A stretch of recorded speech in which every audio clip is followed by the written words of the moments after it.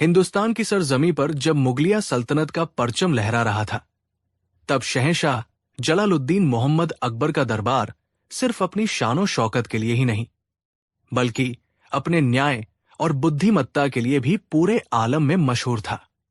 उस दरबार की चमक का सबसे नायाब हीरा थे बीरबल, जिनकी हाजिर जवाबी और अक्लमंदी के किस्से आज भी लोगों की जुबान पर हैं।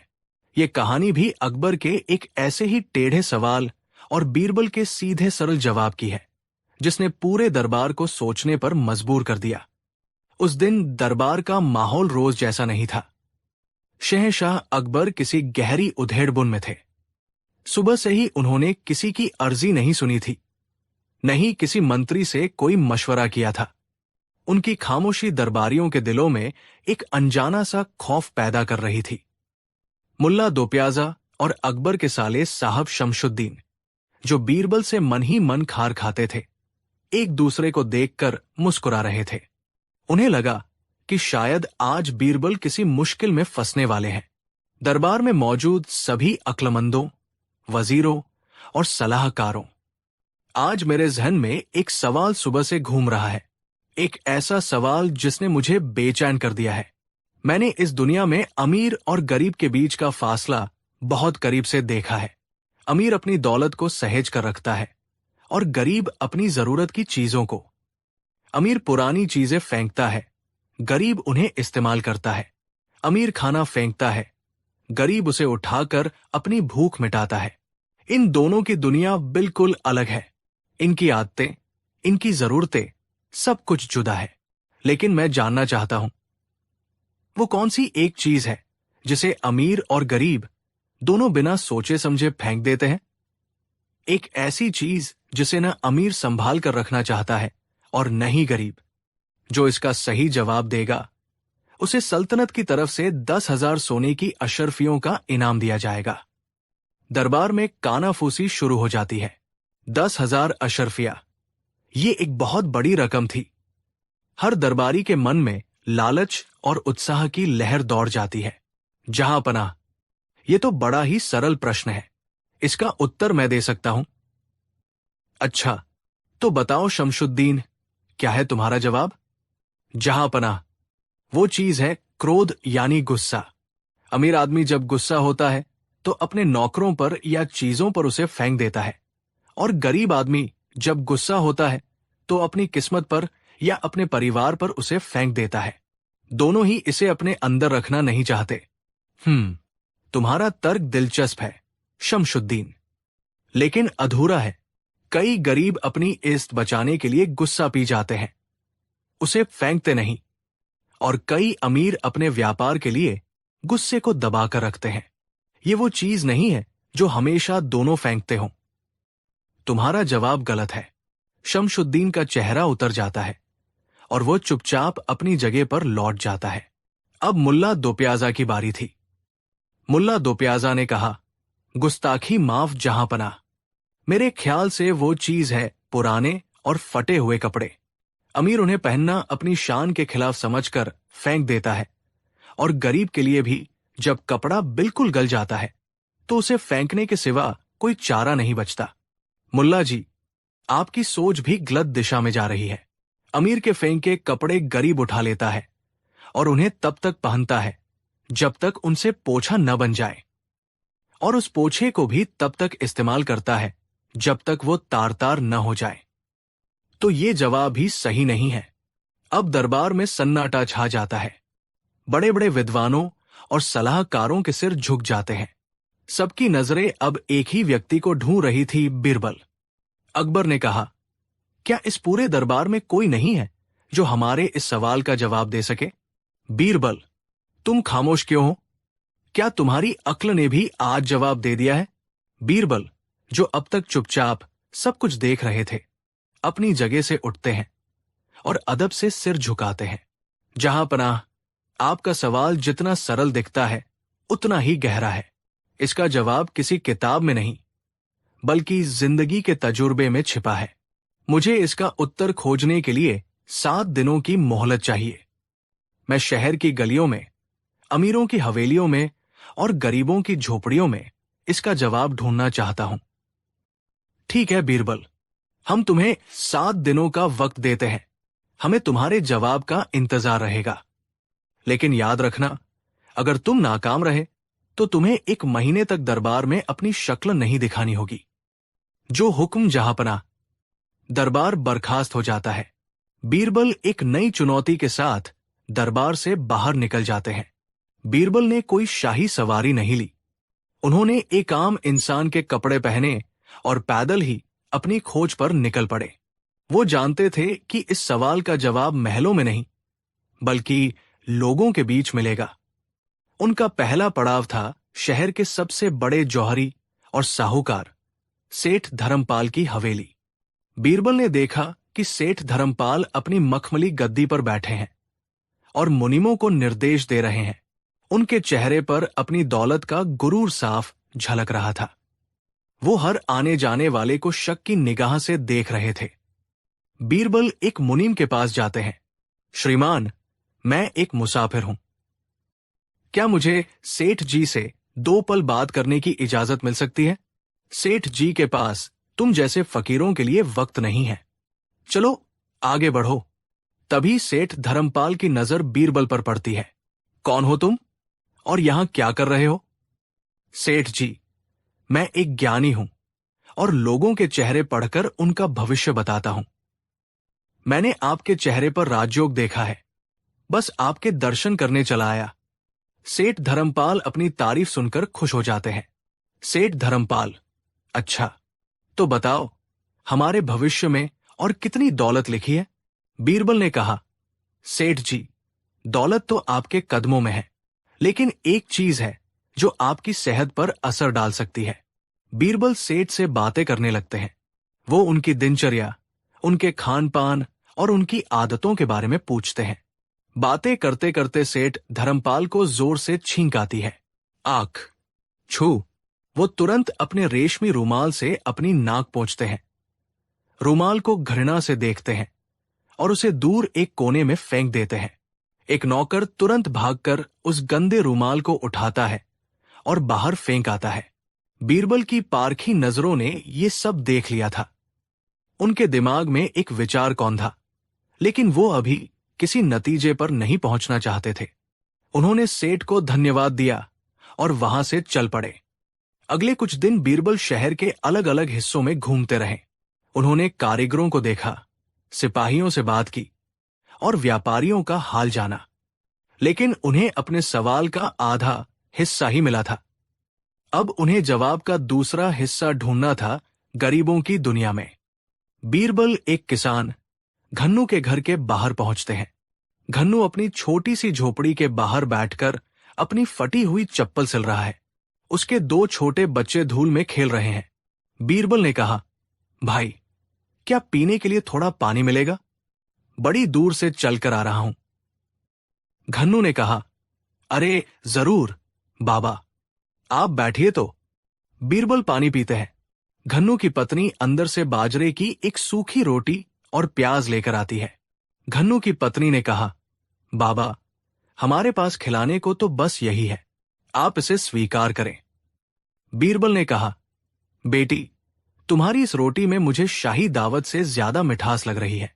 बीरबल उस गरीब किसान के परिवार के साथ बैठ गए। उन्होंने देखा कि उनके पास कुछ भी नहीं था, लेकिन उनके चेहरों पर एक अजीब सा सुकून और संतोष था। वो अपनी फटी हुई चादर को भी रात में ओढ़ते थे और टूटे हुए बर्तन में खाना खाते थे। वो किसी भी चीज को फेंक नहीं रहे थे, बल्कि हर चीज का पूरा इस्तेमाल कर रहे थे। बीरबल को लगा कि शायद बादशाह का सवाल ही गलत है। तभी घन्नू के छोटे बेटे को ठंड के कारण जुकाम हो जाता है। उसकी नाक बहने लगती है। घन्नू का बेटा, माँ, नाक। उसकी माँ, जिसके पास अपने बच्चे की नाक पोंछने के लिए रुमाल तक नहीं था, अपनी साड़ी के पल्लू का एक कोना इस्तेमाल करती है। वो उससे बच्चे की नाक पोंछती है और फिर उस बहती हुई नाक को जमीन पर झटक कर फेंक देती है। ये दृश्य देखते ही बीरबल की आंखों में एक चमक आ जाती है, जैसे उन्हें अंधेरे में रोशनी की किरण मिल गई हो।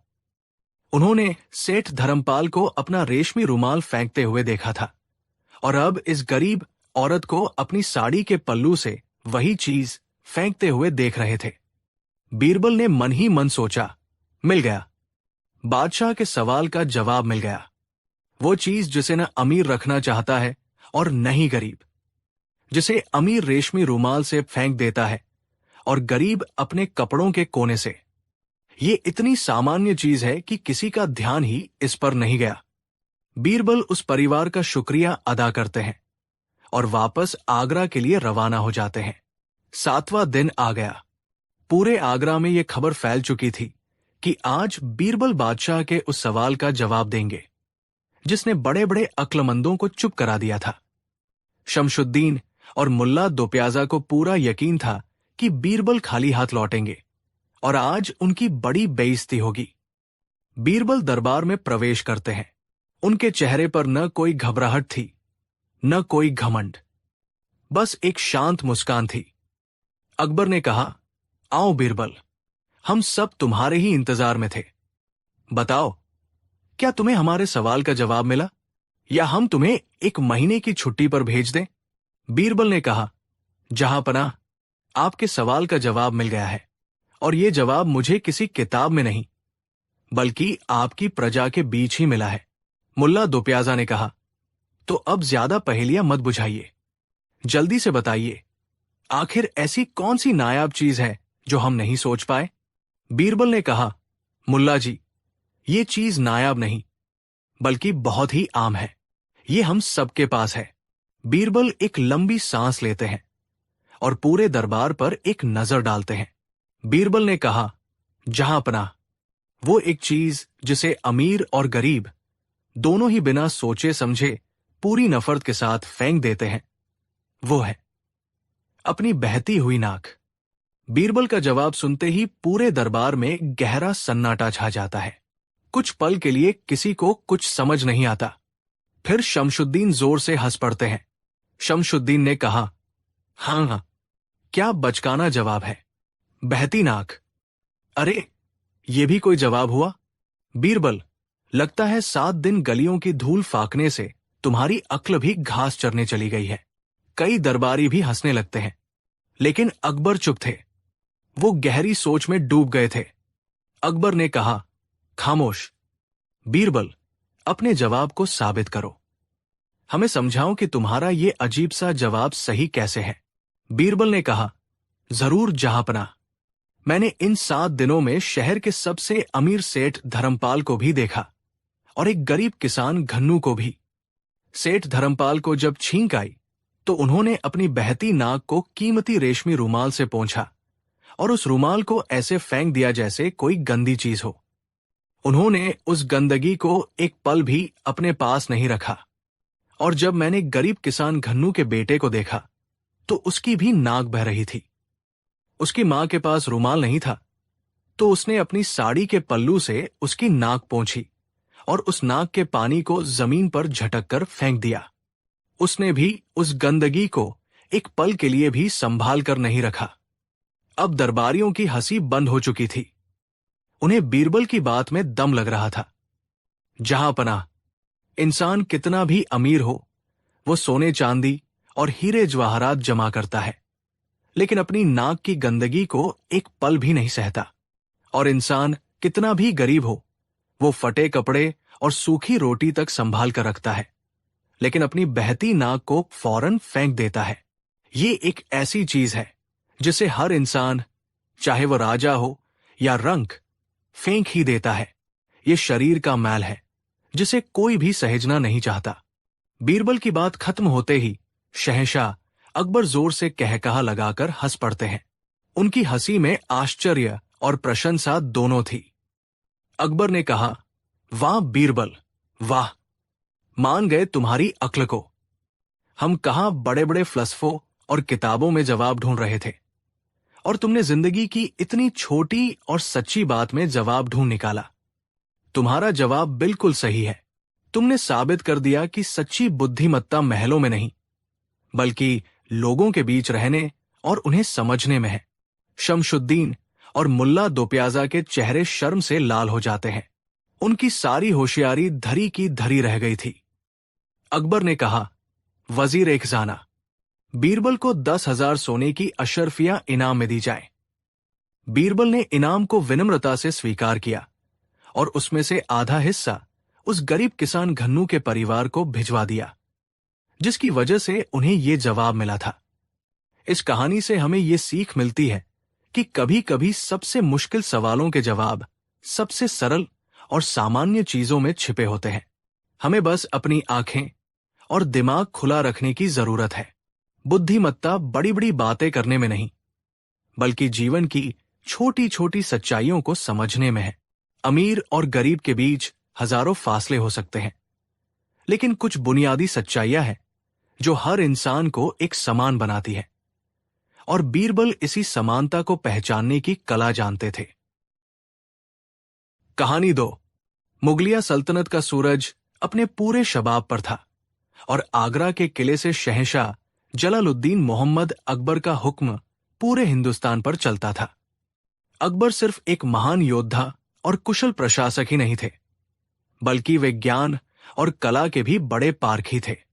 उनका दरबार एक से बढ़कर एक विद्वानों, कलाकारों और सलाहकारों से भरा रहता था। लेकिन उन सभी नगीनों के बीच जो हीरा सबसे ज्यादा चमकता था, वो थे बीरबल। उस दिन दरबार में माहौल कुछ अलग था। हाल ही में एक पड़ोसी राज्य के साथ हुई संधि में अकबर की कूटनीति की बड़ी प्रशंसा हुई थी। चारों ओर से वाहवाही सुनकर शहंशाह का सीना गर्व से फूला हुआ था। उनके चेहरे पर एक ऐसा आत्मविश्वास झलक रहा था जो धीरे धीरे अभिमान का रूप लेता जा रहा था। दरबारियों की चापलूसी ने आग में घी का काम किया। मुल्ला दोप्याजा ने कहा, आलमपना, आपकी बुद्धिमत्ता के सामने तो पूरी दुनिया पानी भरती है। कोई ऐसा नहीं जो आपकी पारखी नजरों से बच सके। शहंशाह के साले साहब शमशुद्दीन ने बात आगे बढ़ाई, बिल्कुल।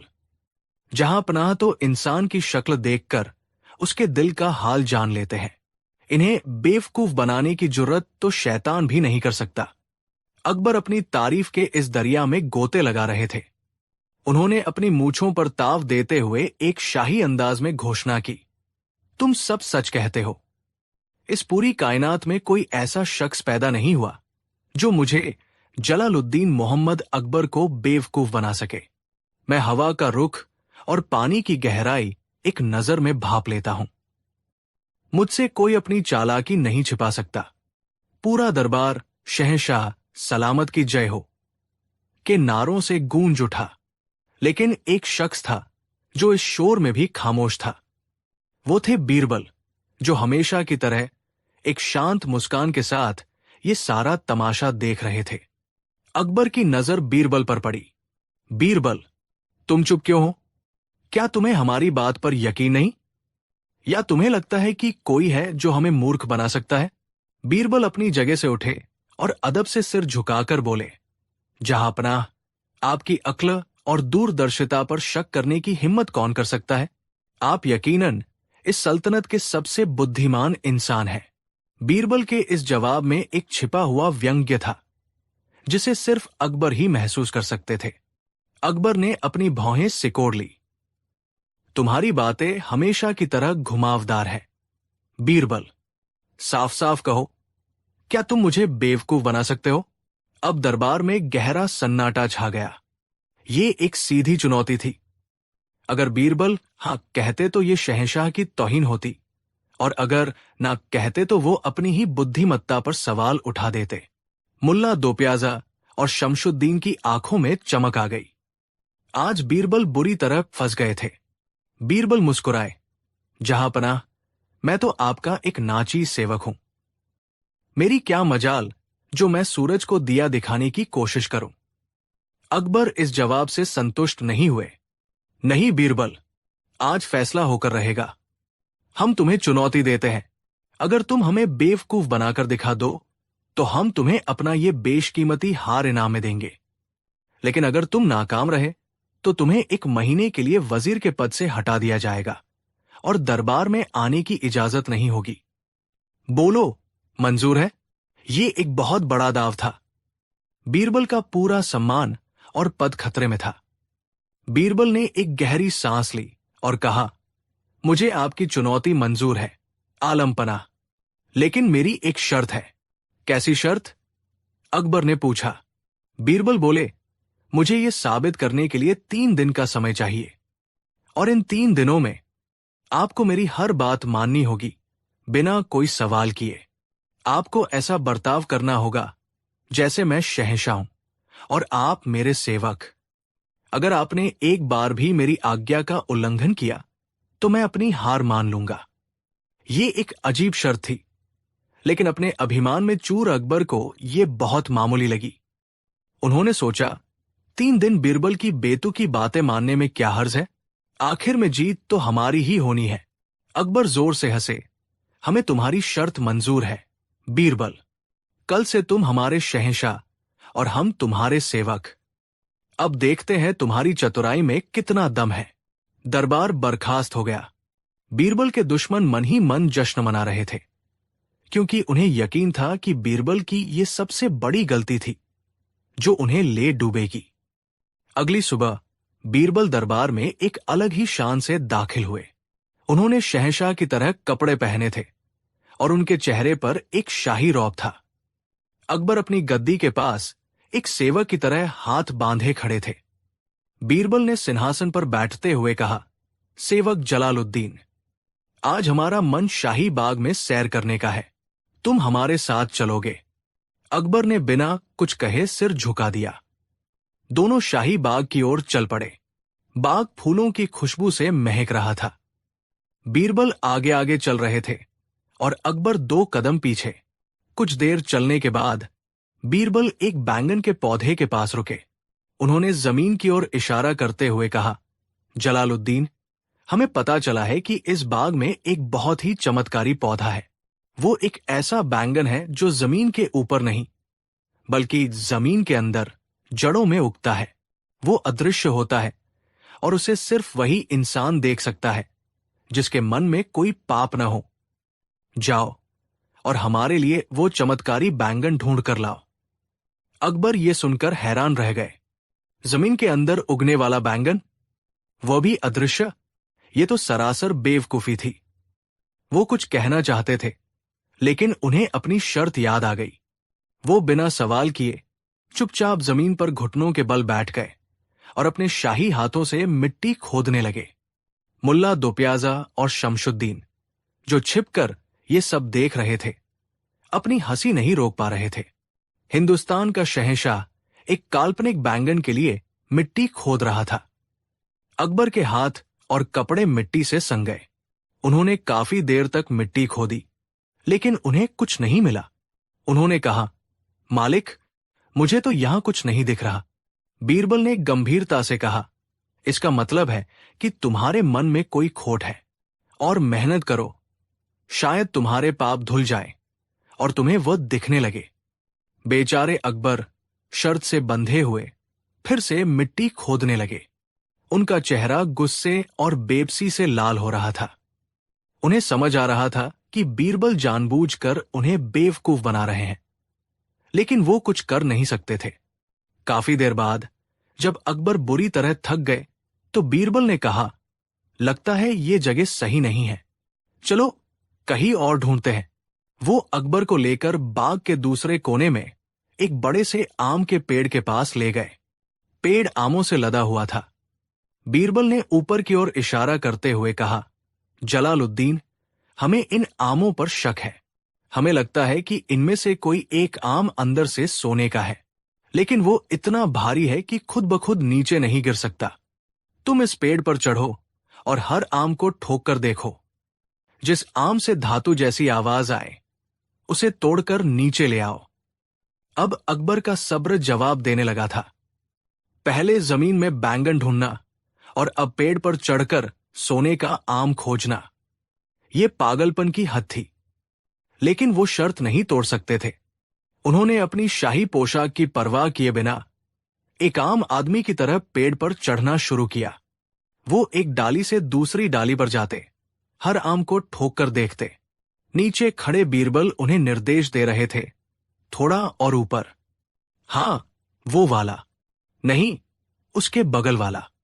शहंशाह अकबर जो बड़े बड़े युद्धों में दुश्मनों को धूल चटा देते थे, आज एक आम के पेड़ पर बंदरों की तरह उछल कूद कर रहे थे। उनके दुश्मन छिप छिप कर हंस रहे थे। घंटों की मशक्कत के बाद जब अकबर पसीने से तरबतर हो गए और उन्हें कोई सोने का आम नहीं मिला, तो वो हाफते हुए नीचे उतरे। मालिक, कोई भी आम सोने का नहीं है। बीरबल ने अफसोस जताते हुए कहा, लगता है हमारी जानकारी गलत थी। कोई बात नहीं, कल फिर कोशिश करेंगे। दूसरा दिन बीता, तीसरा और आखिरी दिन आ गया। अकबर की हालत खराब थी। उन्हें रात भर नींद नहीं आई थी। वो बस इस नाटक के खत्म होने का इंतजार कर रहे थे। उस दिन बीरबल अकबर को लेकर यमुना नदी के किनारे पहुंचे। बीरबल ने पानी की ओर इशारा करते हुए कहा, जलालुद्दीन, हमारे ज्योतिष ने बताया है कि आज नदी के अंदर से एक जादुई मछली निकलेगी, जिसके सिर पर सल्तनत का ताज होगा। वो मछली सिर्फ उसी को दिखेगी जो सल्तनत का सच्चा वारिस हो। तुम्हें बस इतना करना है कि नदी में कमर तक पानी में खड़े होकर हाथ जोड़कर उस मछली का इंतजार करना है। जब तक वो न दिखे, पानी से बाहर मत आना। ये सुनकर अकबर का दिमाग घूम गया। अब उन्हें यकीन हो गया कि बीरबल उन्हें पूरी दुनिया के सामने बेवकूफ साबित करके ही मानेंगे। लेकिन अब पीछे हटने का कोई रास्ता नहीं था। अकबर ने अपने कपड़े उतारे और सिर्फ एक धोती पहनकर यमुना के ठंडे पानी में उतर गए। वो हाथ जोड़कर कमर तक पानी में खड़े होकर उस जादुई मछली का इंतजार करने लगे, जो कभी अस्तित्व में थी ही नहीं। ये खबर पूरे आगरा में आग की तरह फैल गई। हजारों लोग नदी के किनारे जमा हो गए, ये देखने के लिए कि हिंदुस्तान का शहंशाह पानी में खड़ा क्या कर रहा है। लोग कानाफूसी कर रहे थे, कुछ हंस रहे थे, कुछ हैरान थे। घंटे बीतते गए, सूरज सिर पर आ गया। अकबर का शरीर ठंड और थकान से कांप रहा था, लेकिन उनका अभिमान उन्हें पानी से बाहर निकलने की इजाजत नहीं दे रहा था। तभी भीड़ में से एक छोटा बच्चा अपनी मां से बोला, मां, देखो, बादशाह तो बिल्कुल बेवकूफ लग रहे हैं। ये सुनते ही अकबर का बांध टूट गया। एक बच्चे ने उन्हें बेवकूफ कह दिया था।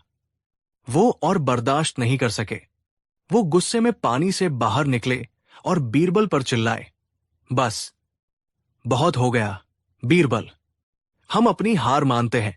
कोई जादुई मछली नहीं है, कोई सोने का आम नहीं है और कोई जमीन के अंदर उगने वाला बैंगन नहीं है। तुम ये सब हमें बेवकूफ बनाने के लिए कर रहे थे और तुम कामयाब हुए। आज तुमने शहंशाह हिंद को पूरी दुनिया के सामने बेवकूफ बना दिया। जैसे ही अकबर ने ये कहा, बीरबल ने अदब से अपना सिर झुकाया। उनके चेहरे पर वही शांत मुस्कान थी। गुस्ताखी माफ। जहां पनाह, बीरबल ने बड़ी विनम्रता से कहा, मैंने आपको बेवकूफ कब बनाया? अकबर हैरान रह गए। ये क्या कह रहे हो? अभी अभी तो मैंने बताया कि तुमने मुझे मिट्टी खुदवाई, पेड़ पर चढ़वाया और नदी में खड़ा करवाया। ये सब बेवकूफी नहीं तो और क्या है? बीरबल ने कहा, आलम पनाह, मैंने तो बस कुछ आदेश दिए थे। उन बेतुके आदेशों को बिना सोचे समझे, बिना अपनी बुद्धि का इस्तेमाल किए मानना या न मानना तो आपके हाथ में था। आप हिंदुस्तान के शहंशाह हैं। आप चाहते तो पहली ही बार में मुझे मना कर सकते थे, लेकिन आपने ऐसा नहीं किया। क्यों? क्योंकि आपके लिए आपकी बुद्धि से ज्यादा बड़ा आपका अभिमान हो गया था। आप सिर्फ एक शर्त जीतना चाहते थे और उस जीत के लिए आप कुछ भी करने को तैयार थे, चाहे वो कितना भी मूर्खतापूर्ण क्यों न हो। बीरबल ने अपनी बात समाप्त की। मैंने आपको बेवकूफ नहीं बनाया, जहां अपना आपने अपने अभिमान को खुद को बेवकूफ बनाने की इजाजत दे दी। बीरबल के ये शब्द किसी तीर की तरह अकबर के दिल में लगे।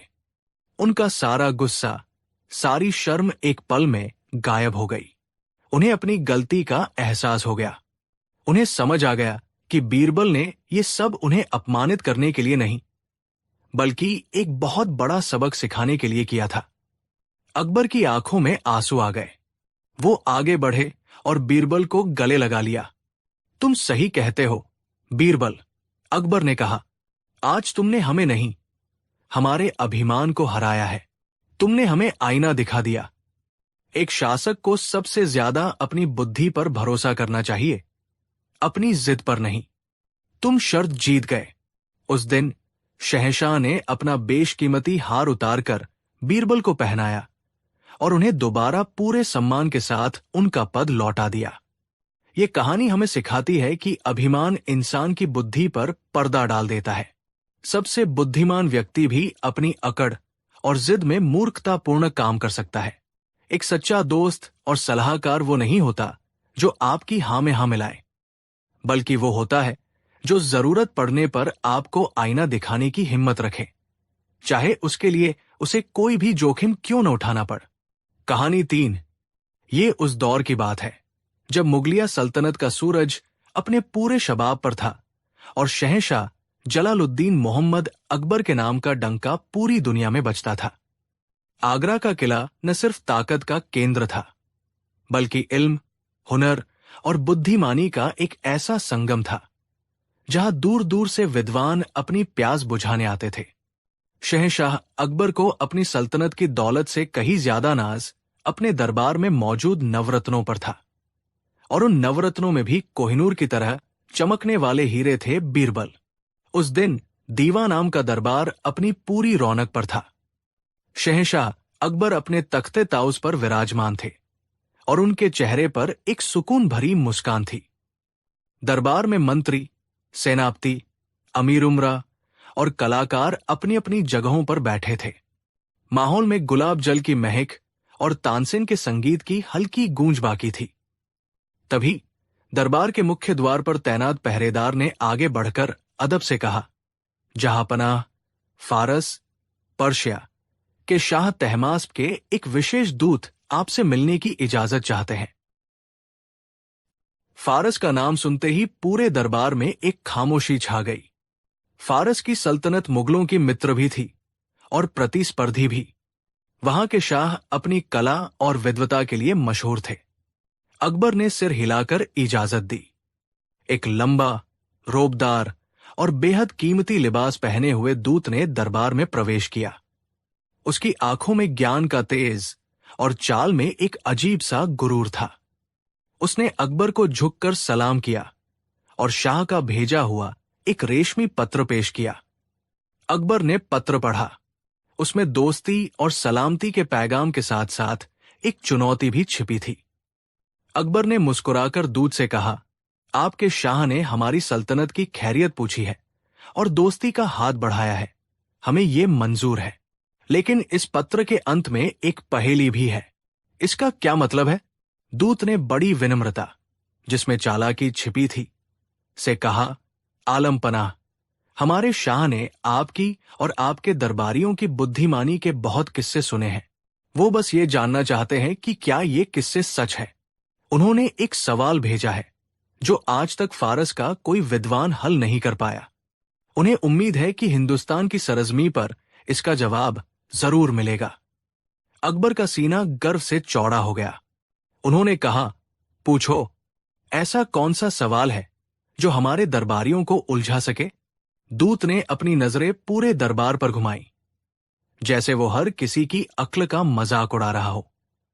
फिर उसने अपनी गहरी आवाज में वो सवाल पूछा, बादशाह सलामत, आपकी सल्तनत में वो कौन सी एक चीज है जो जब आती है तो दिखाई नहीं देती और जब जाती है तो भी दिखाई नहीं देती, लेकिन उसके आने और जाने का असर पूरी दुनिया देख लेती है? सवाल सुनकर पूरा दरबार सन्न रह गया। ये सवाल जितना सरल लग रहा था, उतना ही गहरा था। दरबार में कानाफूसी शुरू हो गई। अकबर के साले साहब शमशुद्दीन और मुल्ला दोप्याजा, जो हमेशा बीरबल को नीचा दिखाने का मौका ढूंढते थे, एक दूसरे को देखकर मुस्कुराए। उन्हें लगा कि ये एक ऐसा सवाल है जिसमें बीरबल जरूर फंसेगा। अकबर ने अपने सबसे ज्ञानी दरबारियों की ओर देखा और कहा, इस दरबार में अक्ल के समंदर मौजूद है। हमें पूरा यकीन है कि इस सवाल का जवाब यही मिलेगा। कौन कोशिश करना चाहेगा? सबसे पहले मुल्ला दोप्याजा उठे। उन्हें अपनी किताबी विद्या पर बड़ा घमंड था। जहां पनाह, इस सवाल का जवाब है ज्ञान। ज्ञान जब आता है तो दिखाई नहीं देता, और जब अज्ञानी से चला जाता है तो भी नहीं दिखता। लेकिन ज्ञानी और अज्ञानी के व्यवहार का असर सब देखते हैं। फारसी दूत मुस्कुराया और कहा, मुल्ला जी, आपका तर्क अच्छा है पर अधूरा है। ज्ञान का आना इंसान की आंखों की चमक, उसके आत्मविश्वास और उसकी बातों से साफ दिखाई देता है। ये वो चीज नहीं है जो बिल्कुल अदृश्य हो। मुल्ला दोप्याजा का मुंह उतर गया। अब अकबर के वित्त मंत्री टोडरमल ने कहा, शायद इसका जवाब समय है। समय न आता हुआ दिखता है, न जाता हुआ, पर उसका असर हर चीज पर दिखता है। दूत ने सिर हिलाया। वजीर ए खजाना, आपकी बात भी करीब है, पर पूरी सच नहीं। समय का जाना हर बूढ़े होते चेहरे, हर ढलती शाम और हर पुरानी होती इमारत पर साफ दिखता है। ये भी पूरी तरह अदृश्य नहीं है। अब दरबार में खलबली मच गई। एक एक करके कई दरबारियों ने कोशिश की।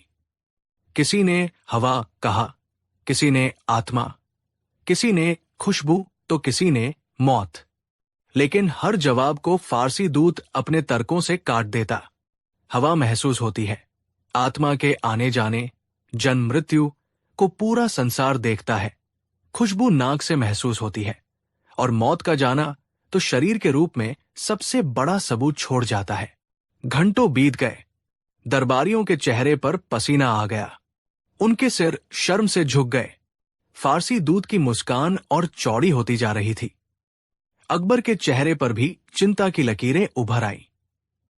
ये अब सिर्फ एक सवाल नहीं, बल्कि मुगलिया सल्तनत की इज्जत का सवाल बन गया था। तभी अकबर की नजर बीरबल पर पड़ी।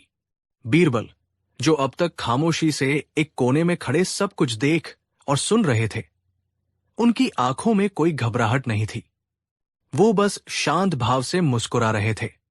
अकबर ने लगभग निराश होते हुए कहा, बीरबल, आज पूरा दरबार खामोश है। क्या तुम्हारी अक्ल ने भी जवाब दे दिया है? क्या हमें फारस के शाह के सामने ये मान लेना होगा कि हिंदुस्तान में इस सवाल का जवाब किसी के पास नहीं? बीरबल आगे बढ़े और शहंशाह को झुककर सलाम किया। जहां पनाह, सब्र करें। हर ताले की चाबी होती है। इस सवाल का जवाब भी है, और वो बहुत सरल है, लेकिन उसे शब्दों से ज्यादा महसूस करके समझा जा सकता है। फारसी दूत ने ताना कसा, यानी आपके पास कोई ठोस जवाब नहीं है, आप सिर्फ बातें बना रहे हैं। बीरबल मुस्कुराए, जवाब ठोस भी है और नाजुक भी। जहां पनाह, अगर आप इजाजत दें तो मैं इसका जवाब बोलकर नहीं, बल्कि दिखाकर देना चाहूंगा। दिखाकर? इस सवाल का जवाब दिखाया कैसे जा सकता है? बीरबल ने कहा, हुजूर, बस आप हुक्म दे कि दीवान आम के सारे दरवाजे, खिड़कियां और रोशनदान बंद कर दिए जाए, और हर मशाल और हर चिराग बुझा दिया जाए। इस दरबार में घना अंधेरा कर दिया जाए। दरबार में सनसनी फैल गई। बीरबल ये क्या करवाना चाहते हैं? लेकिन अकबर को बीरबल पर भरोसा था। उन्होंने सिपाहियों को हुक्म दिया। कुछ ही पलों में वो भव्य दीवान-ए-आम, जो सोने चांदी से चमकता था, घने अंधेरे में डूब गया। किसी को कुछ भी दिखाई नहीं दे रहा था। माहौल में एक रहस्यमयी खामोशी छा गई। अंधेरे में से बीरबल की आवाज आई, जहां पनाह और सभी दरबारीगण, क्या आप सब कुछ देख पा रहे हैं? सबने एक साथ कहा, नहीं। बीरबल ने कहा, अभी इस दरबार में क्या मौजूद है? सबने कहा, अंधेरा। तभी अंधेरे में एक चिंगारी चमकी। बीरबल ने अपनी जेब से एक छोटा सा दिया निकाला और उसे जला दिया। उस एक छोटे से दिए की लौ जलते ही पूरे दरबार में एक सुनहरी रोशनी फैल गई। हर दरबारी का चेहरा, हर खंभा और शहंशाह का सिंहासन, सब कुछ साफ दिखाई देने लगा। अब बीरबल ने अंधेरे में से फिर पूछा, क्या किसी ने रोशनी को दरवाजे से आते हुए देखा? क्या किसी ने उसे चलकर हर कोने तक पहुंचते हुए देखा? नहीं, वो आई, पर दिखाई नहीं दी। लेकिन उसके आने का असर आप सब देख रहे हैं। अंधेरा गायब हो गया और सब कुछ रोशन हो गया। पूरा दरबार बीरबल की बुद्धिमानी पर दंग रह गया। फारसी दूत की बोलती बंद हो गई थी। ये जवाब सवाल के पहले हिस्से पर बिल्कुल खरा उतरता था। फिर बीरबल ने जोर से उस दिए पर फूंक मारी। फुस्त की आवाज के साथ दिया बुझ गया और दरबार में फिर से वही घना अंधेरा छा गया। बीरबल की आवाज फिर गूंजी, और अब क्या किसी ने रोशनी को यहां से बाहर जाते हुए देखा? क्या वह किसी दरवाजे या खिड़की से निकली? नहीं, वो चली गई पर दिखाई नहीं दी। लेकिन उसके जाने का असर आप सब महसूस कर रहे हैं। यहां फिर से अंधेरा छा गया है। बीरबल ने सिपाही को मशाले फिर से जलाने का आदेश दिया।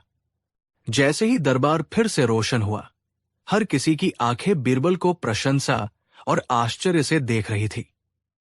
फारसी दूत का सिर शर्म से झुका हुआ था। लेकिन बीरबल यही नहीं रुके। वो जानते थे कि ये तो सवाल का केवल भौतिक जवाब था, इसका एक गहरा दार्शनिक जवाब भी था। बीरबल ने फारसी दूत की ओर देखकर कहा, जनाब, ये तो इस सवाल का एक छोटा सा जवाब था जो आंखों से देखा जा सकता है, लेकिन आपके शाह का सवाल इससे कहीं ज्यादा गहरा है। उसका एक और जवाब है जो दिल से महसूस किया जाता है। सब फिर से शांत हो गए। बीरबल ने कहा, इस सवाल का दूसरा और असली जवाब है विश्वास यानी भरोसा। जब विश्वास किसी रिश्ते में दो दोस्तों के बीच या एक राजा और उसकी प्रजा के बीच आता है तो वो दिखाई नहीं देता, लेकिन उसके आने का असर पूरी दुनिया देखती है। उस रिश्ते की मजबूती में, उस दोस्ती की गहराई में और उस सल्तनत की तरक्की और खुशहाली में। और जब वही विश्वास किसी रिश्ते से चला जाता है तो वो भी दिखाई नहीं देता। वो चुपके से टूटता है, लेकिन उसके जाने का असर भी पूरी दुनिया देखती है। बिखरे हुए परिवारों में, टूटी हुई दोस्ती में और बर्बाद होती हुई सल्तनतों के रूप में। तो जहांपनाह, रोशनी और विश्वास, ये दो ऐसी चीजें हैं जो आती और जाती तो अदृश्य होकर है, लेकिन इनका असर कायनात की हर चीज पर पड़ता है। बीरबल का यह दूसरा जवाब सुनकर फारसी दूत की आंखों में आंसू आ गए। वो अपनी जगह से उठा और बीरबल के सामने आकर झुक गया। मैं अपनी और अपने शाह की हार स्वीकार करता हूं। हमने सिर्फ आपकी बुद्धिमानी के किस्से सुने थे, आज उसे अपनी आंखों से देख भी लिया। वाकई हिंदुस्तान की जमीन सिर्फ दौलत से ही नहीं, बल्कि आप जैसे नायब हीरों से भी मालामाल है। शहंशाह अकबर का सीना गर्व से फूल गया। वो अपने सिंहासन से उठे और नीचे आकर बीरबल को गले से लगा लिया। बीरबल, तुमने आज सिर्फ एक सवाल का जवाब नहीं दिया है, बल्कि मुगलिया सल्तनत की इज्जत को 4 चांद लगा दिए हैं। तुमने साबित कर दिया कि सच्ची बुद्धिमत्ता किताबों में नहीं, बल्कि जिंदगी की गहरी समझ में होती है। उस दिन के बाद वो सवाल और बीरबल का वो लाजवाब जवाब इतिहास के पन्नों में हमेशा के लिए दर्ज हो गया। ये कहानी हमें सिखाती है कि दुनिया की सबसे बड़ी ताकतें और सबसे गहरे एहसास अक्सर अदृश्य होते हैं, लेकिन उनका प्रभाव हमारी जिंदगी को पूरी तरह से बदल देता है। कहानी 4। शहंशाह जलालुद्दीन मोहम्मद अकबर के दरबार की रौनक देखने लायक थी। ये केवल सोने चांदी और जवाहरातों की चमक नहीं थी, बल्कि यहां हिंदुस्तान के कोने कोने से आए बुद्धिजीवियों, कलाकारों और शूरवीरों की प्रतिभा की चमक थी। लेकिन हर चमक के साथ एक परछाई भी होती है। अकबर के दरबार में ये परछाई थी ईर्ष्या की, जो कुछ दरबारियों के दिलों में बीरबल के लिए पल रही थी। बीरबल, जो अपनी हाजिर जवाबी और न्यायप्रियता के कारण न केवल शहंशाह के, बल्कि आम जनता के भी प्रिय थे, कुछ लोगों की आंखों में बुरी तरह खटकते थे। इन आलोचकों का नेतृत्व 3 लोग कर रहे थे। पहले थे सूबेदार आजम खान, एक विशाल कदकाठी के योद्धा, जिनकी तलवार ने सल्तनत के लिए कई जंगें जीती थी। उन्हें लगता था कि सल्तनत तलवार के दम पर चलती है, न कि किसी मस्खरे की मीठी बातों पर। वो बीरबल को एक बातूनी से ज्यादा कुछ नहीं समझते थे। दूसरे थे मुल्ला दोप्याजा, जो खुद को बहुत बड़ा ज्ञानी मानते थे। उन्हें इस बात से चिढ़ थी कि अकबर हर मुश्किल मामले में उनकी बजाय बीरबल से सलाह क्यों लेते हैं। वो हमेशा बीरबल को नीचा दिखाने का मौका ढूंढते रहते थे। और तीसरे थे शहंशाह के साले साहब शमशुद्दीन। उन्हें लगता था कि रिश्तेदारी के नाते दरबार में सबसे ज्यादा सम्मान और अधिकार उनका होना चाहिए, लेकिन बीरबल की मौजूदगी में उन्हें कोई नहीं पूछता था। ये तिकड़ी अक्सर गुप्त रूप से मिलती और बीरबल के खिलाफ साजिशें रचती। उन्हें लगता था कि बीरबल की ताकत सिर्फ उनकी जुबान है। अगर उन्हें कोई ऐसा काम दिया जाए जिसमें जुबान नहीं बल्कि हाथ पैर और असल दिमाग का इस्तेमाल हो, तो उनकी सारी पोल खुल जाएगी। एक शाम जब वे तीनों आजम खान के खेमे में बैठे थे, तो आजम खान ने अपनी मूंछों पर ताव देते हुए कहा, बहुत हो गया इस बीरबल का जुबानी जमा खर्च। कल दरबार में हम शहंशाह के सामने एक ऐसी चुनौती रखेंगे जिसे सुनकर बीरबल के होश उड़ जाएंगे।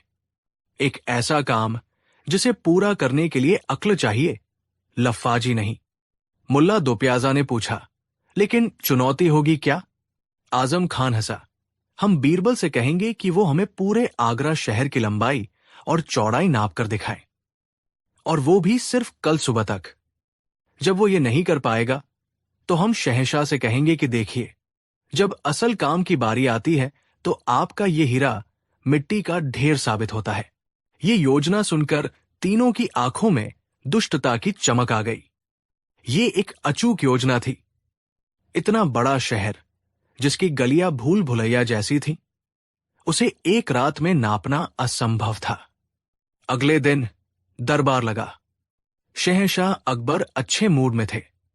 तभी आजम खान अपनी जगह से उठा और बोला, गुस्ताखी माफ जहांपना, लेकिन हम दरबारियों के मन में एक शंका है। अकबर ने पूछा, कैसी शंका सूबेदार साहब? आजम खान ने बीरबल की ओर इशारा करते हुए कहा, आलम पनाह, हम बीरबल की बुद्धिमानी का बहुत सम्मान करते हैं, लेकिन उनकी बुद्धिमानी केवल बातों और पहेलियों तक ही सीमित है। सल्तनत को चलाने के लिए व्यावहारिक ज्ञान की भी आवश्यकता होती है। हम चाहते हैं कि बीरबल की काबिलियत का एक असल इम्तिहान लिया जाए। अकबर को यह बात थोड़ी अजीब लगी, लेकिन उन्हें चुनौतियों का खेल पसंद था। उन्होंने कहा, ठीक है, बताइए, कैसा इम्तिहान लेना चाहते हैं आप? मुल्ला दोप्याजा ने आगे बढ़कर कहा, जहांपनाह, हम चाहते हैं कि बीरबल कल सुबह दरबार लगने से पहले पूरे आगरा शहर की लंबाई और चौड़ाई नापकर हमें बताएं। इससे यह साबित हो जाएगा कि वो सिर्फ बातें ही नहीं बनाते, बल्कि असल काम भी कर सकते हैं। ये सुनते ही पूरे दरबार में सन्नाटा छा गया। ये एक असंभव काम था।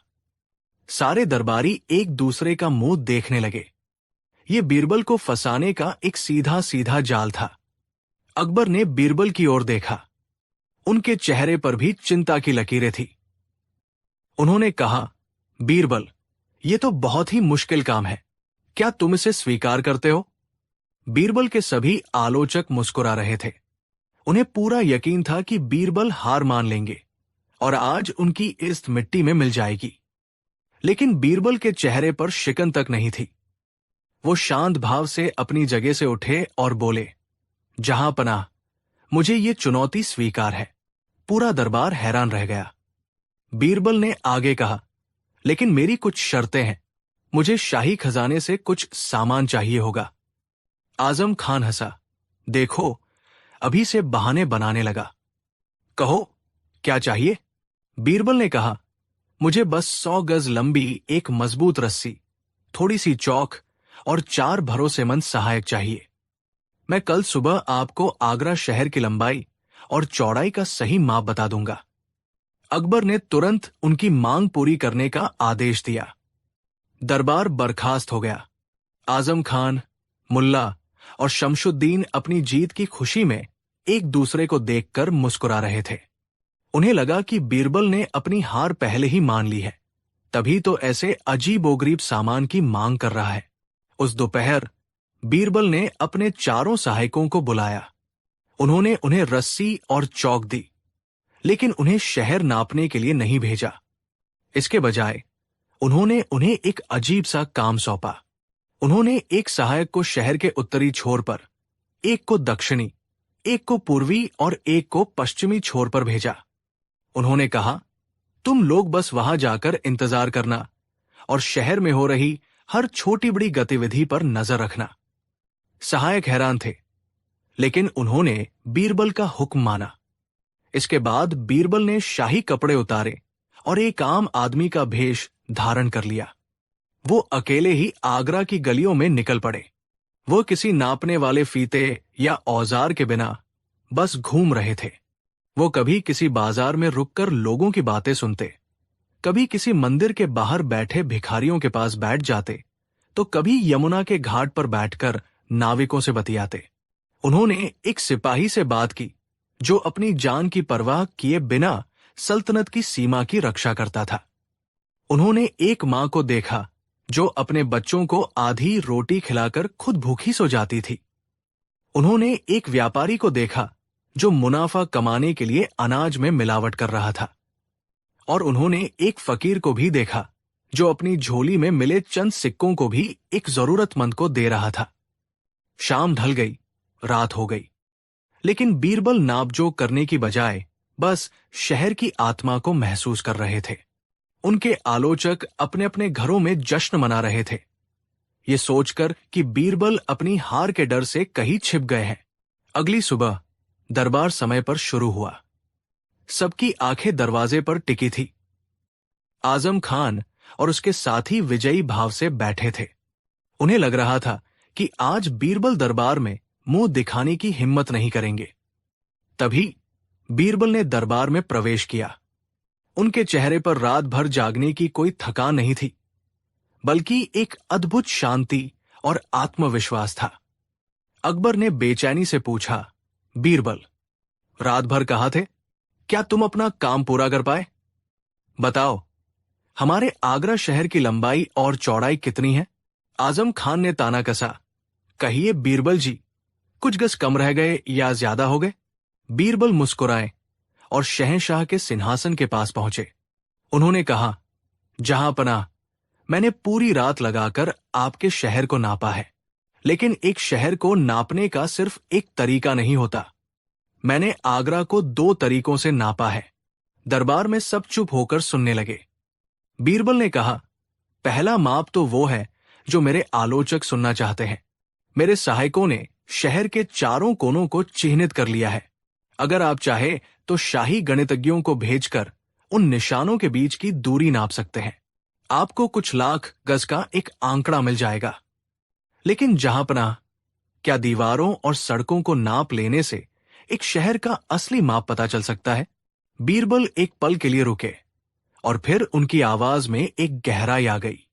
आलम पनाह, मैंने इस शहर का दूसरा और असली माप भी लिया है।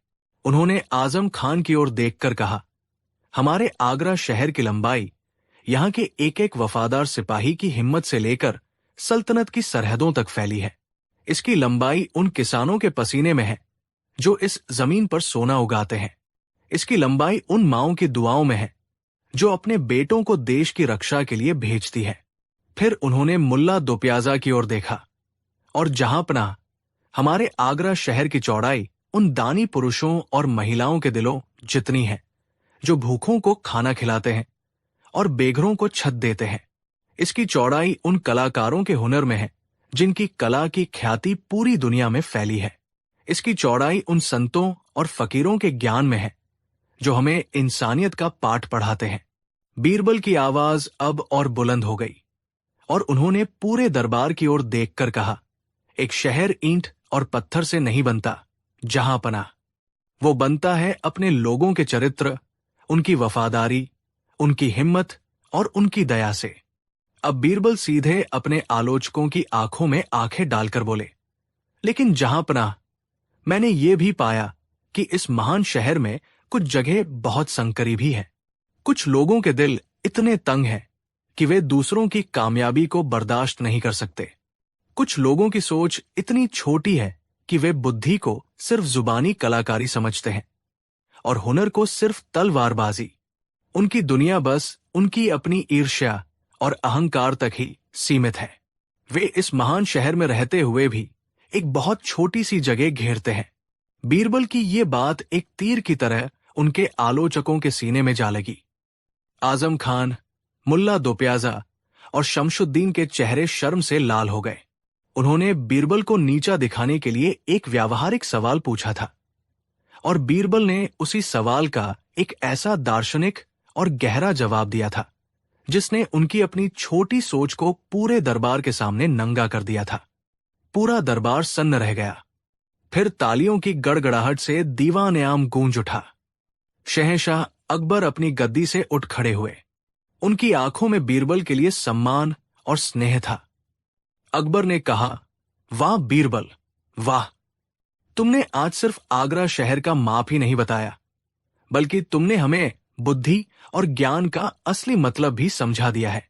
तुमने साबित कर दिया कि एक इंसान का कद उसकी तलवार या उसकी दौलत से नहीं, बल्कि उसकी सोच की ऊंचाई और उसके दिल की विशालता से नापा जाता है।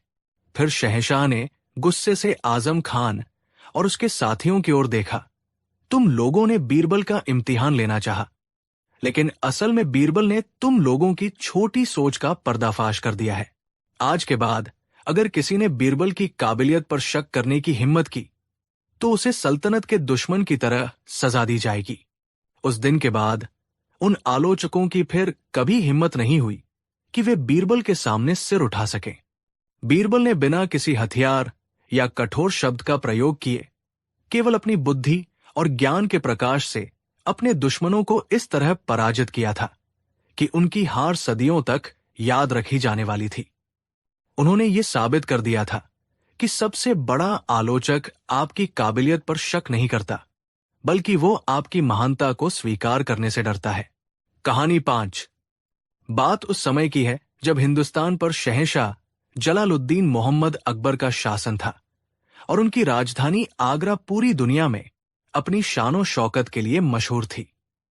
ये वो दौर था जब न्याय सिर्फ महलों की दीवारों तक सीमित नहीं था, बल्कि उसकी रोशनी सल्तनत के हर कोने तक पहुंचती थी।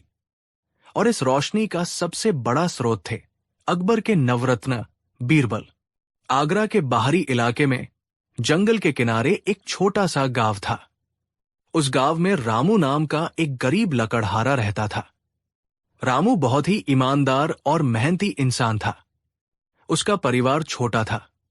उसकी पत्नी सीता और एक 7 साल का बेटा गोपाल। सर्दियों का मौसम दस्तक दे रहा था। हवा में ठंडक घुलने लगी थी और गांव के लोग सर्दियों की तैयारी में जुट गए थे। रामू के लिए यह मौसम मेहनत का भी था और कमाई का भी। वो रोज सुबह अपनी कुल्हाड़ी लेकर जंगल में जाता और सूखी लकड़ियां काटकर उनके गट्ठर बनाता। कुछ लकड़ियां वो अपने घर में जलाने के लिए रखता और बाकी को शहर के बाजार में बेचकर जो पैसे मिलते उनसे अपने परिवार का पेट पालता था। एक सुबह रामू रोज की तरह जंगल के लिए निकला। उस दिन उसे बहुत अच्छी, सूखी और मोटी लकड़ियां मिली। उसने सोचा, आज अगर ये पूरा गट्ठर बिक गया तो मैं अपने बेटे गोपाल के लिए बाजार से एक नया कंबल ले आऊंगा। बेचारे को रात में बहुत ठंड लगती है। ये सोचकर उसने और भी मेहनत से काम किया। दोपहर होते होते उसने एक बहुत बड़ा और भारी गट्ठर तैयार कर लिया। गट्ठर इतना भारी था कि उसे उठाने में रामू का पसीना छूट गया। उसने गट्ठर को अपनी पीठ पर लादा और गांव की ओर चल पड़ा। रास्ता लंबा और उबड़ खाबड़ था। चलते चलते वो बुरी तरह थक गया। गांव से कुछ ही दूरी पर एक पुराना कुआं था, जिसके पास एक बड़ा सा चबूतरा बना हुआ था। रामू ने सोचा कि थोड़ी देर यहां सुस्ता लेता हूं, फिर आगे बढ़ूंगा।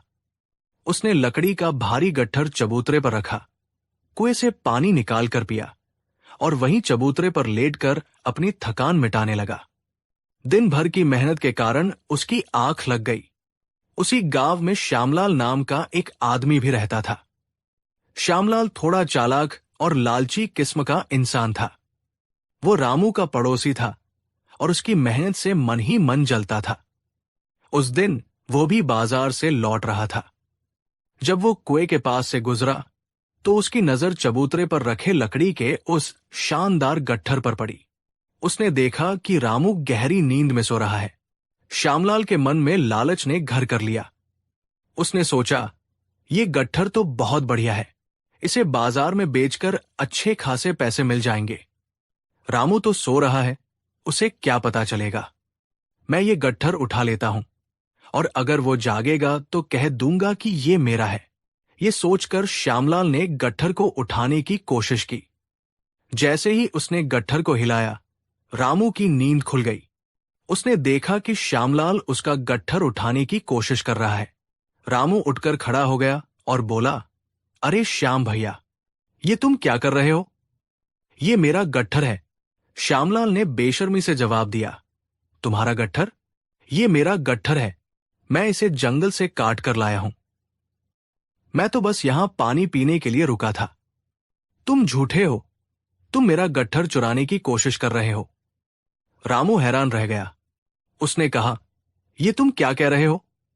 सुबह से मेहनत करके मैंने ये लकड़ियां काटी है, इस पर बंधी रस्सी भी मेरी है। तुम ऐसा झूठ क्यों बोल रहे हो? दोनों में बहस छिड़ गई। रामू कह रहा था कि गट्ठर उसका है, और श्यामलाल कह रहा था कि वो उसका है। उनकी आवाज सुनकर गांव के कुछ लोग वहां इकट्ठा हो गए, लेकिन कोई भी ये तय नहीं कर पा रहा था कि सच कौन बोल रहा है, क्योंकि दोनों ही एक ही गांव के थे और गट्ठर पर किसी का नाम तो लिखा नहीं था। मामला गांव के मुखिया के पास पहुंचा। मुखिया ने दोनों की बातें सुनी, लेकिन उसके पास भी कोई सबूत नहीं था जिससे वो फैसला कर पाता। श्यामलाल अपनी चालाकी से ऐसी ऐसी बातें बना रहा था कि मुखिया भी चक्कर में पड़ गया। अंत में मुखिया ने हाथ खड़े कर दिए और कहा, यह मामला मेरे बस का नहीं है। तुम दोनों को अगर न्याय चाहिए तो आगरा जाकर शहर के कोतवाल से मिलो। रामू बहुत निराश हुआ, लेकिन उसने हिम्मत नहीं हारी। उसे अपनी मेहनत और सच्चाई पर पूरा भरोसा था। वो श्यामलाल के साथ आगरा जाने को तैयार हो गया। अगले दिन दोनों लकड़ी के उसी गट्ठर को बारी बारी से उठाकर आगरा के कोतवाल के पास पहुंचे। कोतवाल ने भी दोनों की दलीलें सुनी। रामू ने अपनी गरीबी और मेहनत का वास्ता दिया, तो श्यामलाल ने बड़ी बड़ी कस्में खाकर कहा कि गट्ठर उसी का है। कोतवाल भी इस अजीब झगड़े को सुलझा नहीं पाया। उसने कहा, इस मामले में कोई गवाह नहीं है, कोई सबूत नहीं है। इसका फैसला सिर्फ शहंशाह अकबर के दरबार में ही हो सकता है। अब रामू के सामने आखिरी रास्ता शाही दरबार का ही था। वो थोड़ा डरा हुआ था, लेकिन अपने हक के लिए वो शहंशाह के सामने जाने को भी तैयार था। अगले दिन अकबर का दीवान आम लगा हुआ था। दूर दूर से फरियादी अपनी समस्याएं लेकर आए थे। रामू और श्यामलाल भी उस कतार में लग गए। जब उनकी बारी आई तो दोनों शहंशाह के सामने पेश हुए। लकड़ी का गट्ठर भी सबूत के तौर पर दरबार में रखा गया। अकबर ने रामू से पूछा, क्या बात है, तुम इतने परेशान क्यों लग रहे हो? रामू ने हाथ जोड़कर कांपती हुई आवाज में अपनी पूरी कहानी सुनाई। उसने बताया कि कैसे उसने दिन भर मेहनत करके लकड़ियां काटी और कैसे श्यामलाल उस पर अपना हक जता रहा है। फिर अकबर ने श्यामलाल की तरफ देखा। श्यामलाल ने बड़े आत्मविश्वास के साथ कहा, जहांपनाह, ये आदमी सरासर झूठ बोल रहा है। ये गट्ठर मेरा है, मैं इसे जंगल से लाया था। ये तो मेरी गैर मौजूदगी में इसे चुराने की कोशिश कर रहा था। शहंशाह अकबर एक अनुभवी और बुद्धिमान शासक थे। उन्हें रामू की आंखों में सच्चाई और श्यामलाल की बातों में धूर्तता साफ नजर आ रही थी। लेकिन एक बादशाह सिर्फ भावनाओं के आधार पर फैसला नहीं कर सकता था। उसे सबूत चाहिए थे। उन्होंने अपने दरबारियों से राय मांगी, लेकिन कोई भी इस पहेली को सुलझाने का तरीका नहीं सुझा सका। तभी अकबर की नजर अपने सबसे भरोसेमंद मंत्री बीरबल पर पड़ी। बीरबल शांत भाव से सब कुछ देख और सुन रहे थे। उनके चेहरे पर एक हल्की सी मुस्कान थी, मानो वो इस समस्या का हल पहले ही जान चुके हों। अकबर ने कहा, बीरबल, इस मामले में तुम्हारी क्या राय है? इस लकड़ी के गट्ठर का असली मालिक कौन है? इसका पता कैसे लगाया जाए? बीरबल अपनी जगह से उठे, अदब से झुके और बोले, आलमपना, इंसान झूठ बोल सकता है, लेकिन उसकी आदतें और उसका हुनर कभी झूठ नहीं बोलते। इस गट्ठर का असली मालिक कौन है, यह फैसला मैं कल सुबह करूंगा। बस इन दोनों को आज रात शाही मेहमान खाने में ठहराया जाए और इस गट्ठर को शाही मालखाने में सुरक्षित रखवा दिया जाए। अकबर बीरबल की योजना समझ नहीं पाए, लेकिन उन्हें बीरबल की काबिलियत पर पूरा भरोसा था। उन्होंने बीरबल की बात मान ली। रामू और श्यामलाल को शाही मेहमान खाने में भेज दिया गया। उस रात रामू को नींद नहीं आई। उसे चिंता हो रही थी कि कल क्या होगा। अगर फैसला उसके खिलाफ गया तो वो अपने बेटे के लिए कंबल कैसे खरीदेगा। वहीं दूसरी ओर श्यामलाल गहरी नींद में सो रहा था, क्योंकि उसे लगता था कि बिना सबूत के कोई भी उसे झूठा साबित नहीं कर सकता। अगली सुबह दरबार फिर से लगा। रामू और श्यामलाल को पेश किया गया। लकड़ी का गट्ठर भी दरबार के बीचों बीच रखा गया। सबकी नजरें बीरबल पर टिकी थी कि अब वो क्या करने वाले हैं। बीरबल ने एक सिपाही को आदेश दिया, जाओ और इस गट्ठर पर बंधी रस्सी को खोल दो। सिपाही ने आगे बढ़कर गट्ठर पर कसकर बंधी हुई रस्सी को खोल दिया। सारी लकड़ियां दरबार के फर्श पर बिखर गई। अब बीरबल ने रामू और श्यामलाल की तरफ देखकर कहा, तुम दोनों कहते हो कि ये गट्ठर तुम्हारा है। जो लकड़हारा होगा उसे लकड़ियों को गट्ठर में बांधना भी अच्छी तरह आता होगा। मैं तुम दोनों को मौका देता हूं। तुम दोनों बारी बारी से इन बिखरी हुई लकड़ियों को वैसे ही गट्ठर में बांधकर दिखाओ जैसा ये पहले था। ये सुनकर श्यामलाल मन ही मन बहुत खुश हुआ। उसे लगा, अरे ये कौन सा मुश्किल काम है, लकड़ियों को इकट्ठा करके रस्सी ही तो लपेटनी है। बीरबल ने कहा, पहले श्यामलाल की बारी है। श्यामलाल आगे बढ़ा। उसने लकड़ियों को इकट्ठा करने की कोशिश की। कुछ लकड़ियां इधर गिरती, कुछ उधर। बड़ी मुश्किल से उसने लकड़ियों का एक ढीला ढाला ढेर बनाया और उस पर रस्सी लपेटने लगा। वो रस्सी को ठीक से कस भी नहीं पा रहा था। जब उसने गट्ठर को उठाने की कोशिश की तो कई लकड़ियां उसमें से फिसलकर नीचे गिर गई। उसका बनाया हुआ गट्ठर बेडौल और कमजोर लग रहा था। पूरा दरबार उसे देखकर समझ गया कि ये काम उसके बस का नहीं है। अब बीरबल ने रामू को बुलाया। अब तुम्हारी बारी है, रामू। रामू आगे बढ़ा। उसने सबसे पहले लकड़ियों को उनके आकार के हिसाब से छांटा। उसने बड़ी और मोटी लकड़ियों को नीचे रखा और पतली लकड़ियों को ऊपर और बीच में फंसाया ताकि गट्ठर संतुलित रहे। ये एक अनुभवी लकड़हारे का तरीका था। फिर उसने रस्सी उठाई और एक खास किस्म की गांठ लगाई, जिसे लकड़हारा गांठ कहते हैं। ये गांठ लगाना हर किसी के बस की बात नहीं थी। उसने रस्सी को अपने पैर से दबाकर इतनी मजबूती से खींचा कि गट्ठर एकदम ठोस और सुडौल बन गया। जब उसने गट्ठर बांधकर तैयार किया तो वो बिल्कुल वैसा ही लग रहा था जैसा वो पहले था। उसने गट्ठर को आसानी से अपनी पीठ पर उठाया और एक भी लकड़ी अपनी जगह से नहीं हिली। दूध का दूध और पानी का पानी हो चुका था। दरबार में मौजूद हर व्यक्ति समझ गया था कि असली लकड़हारा कौन है।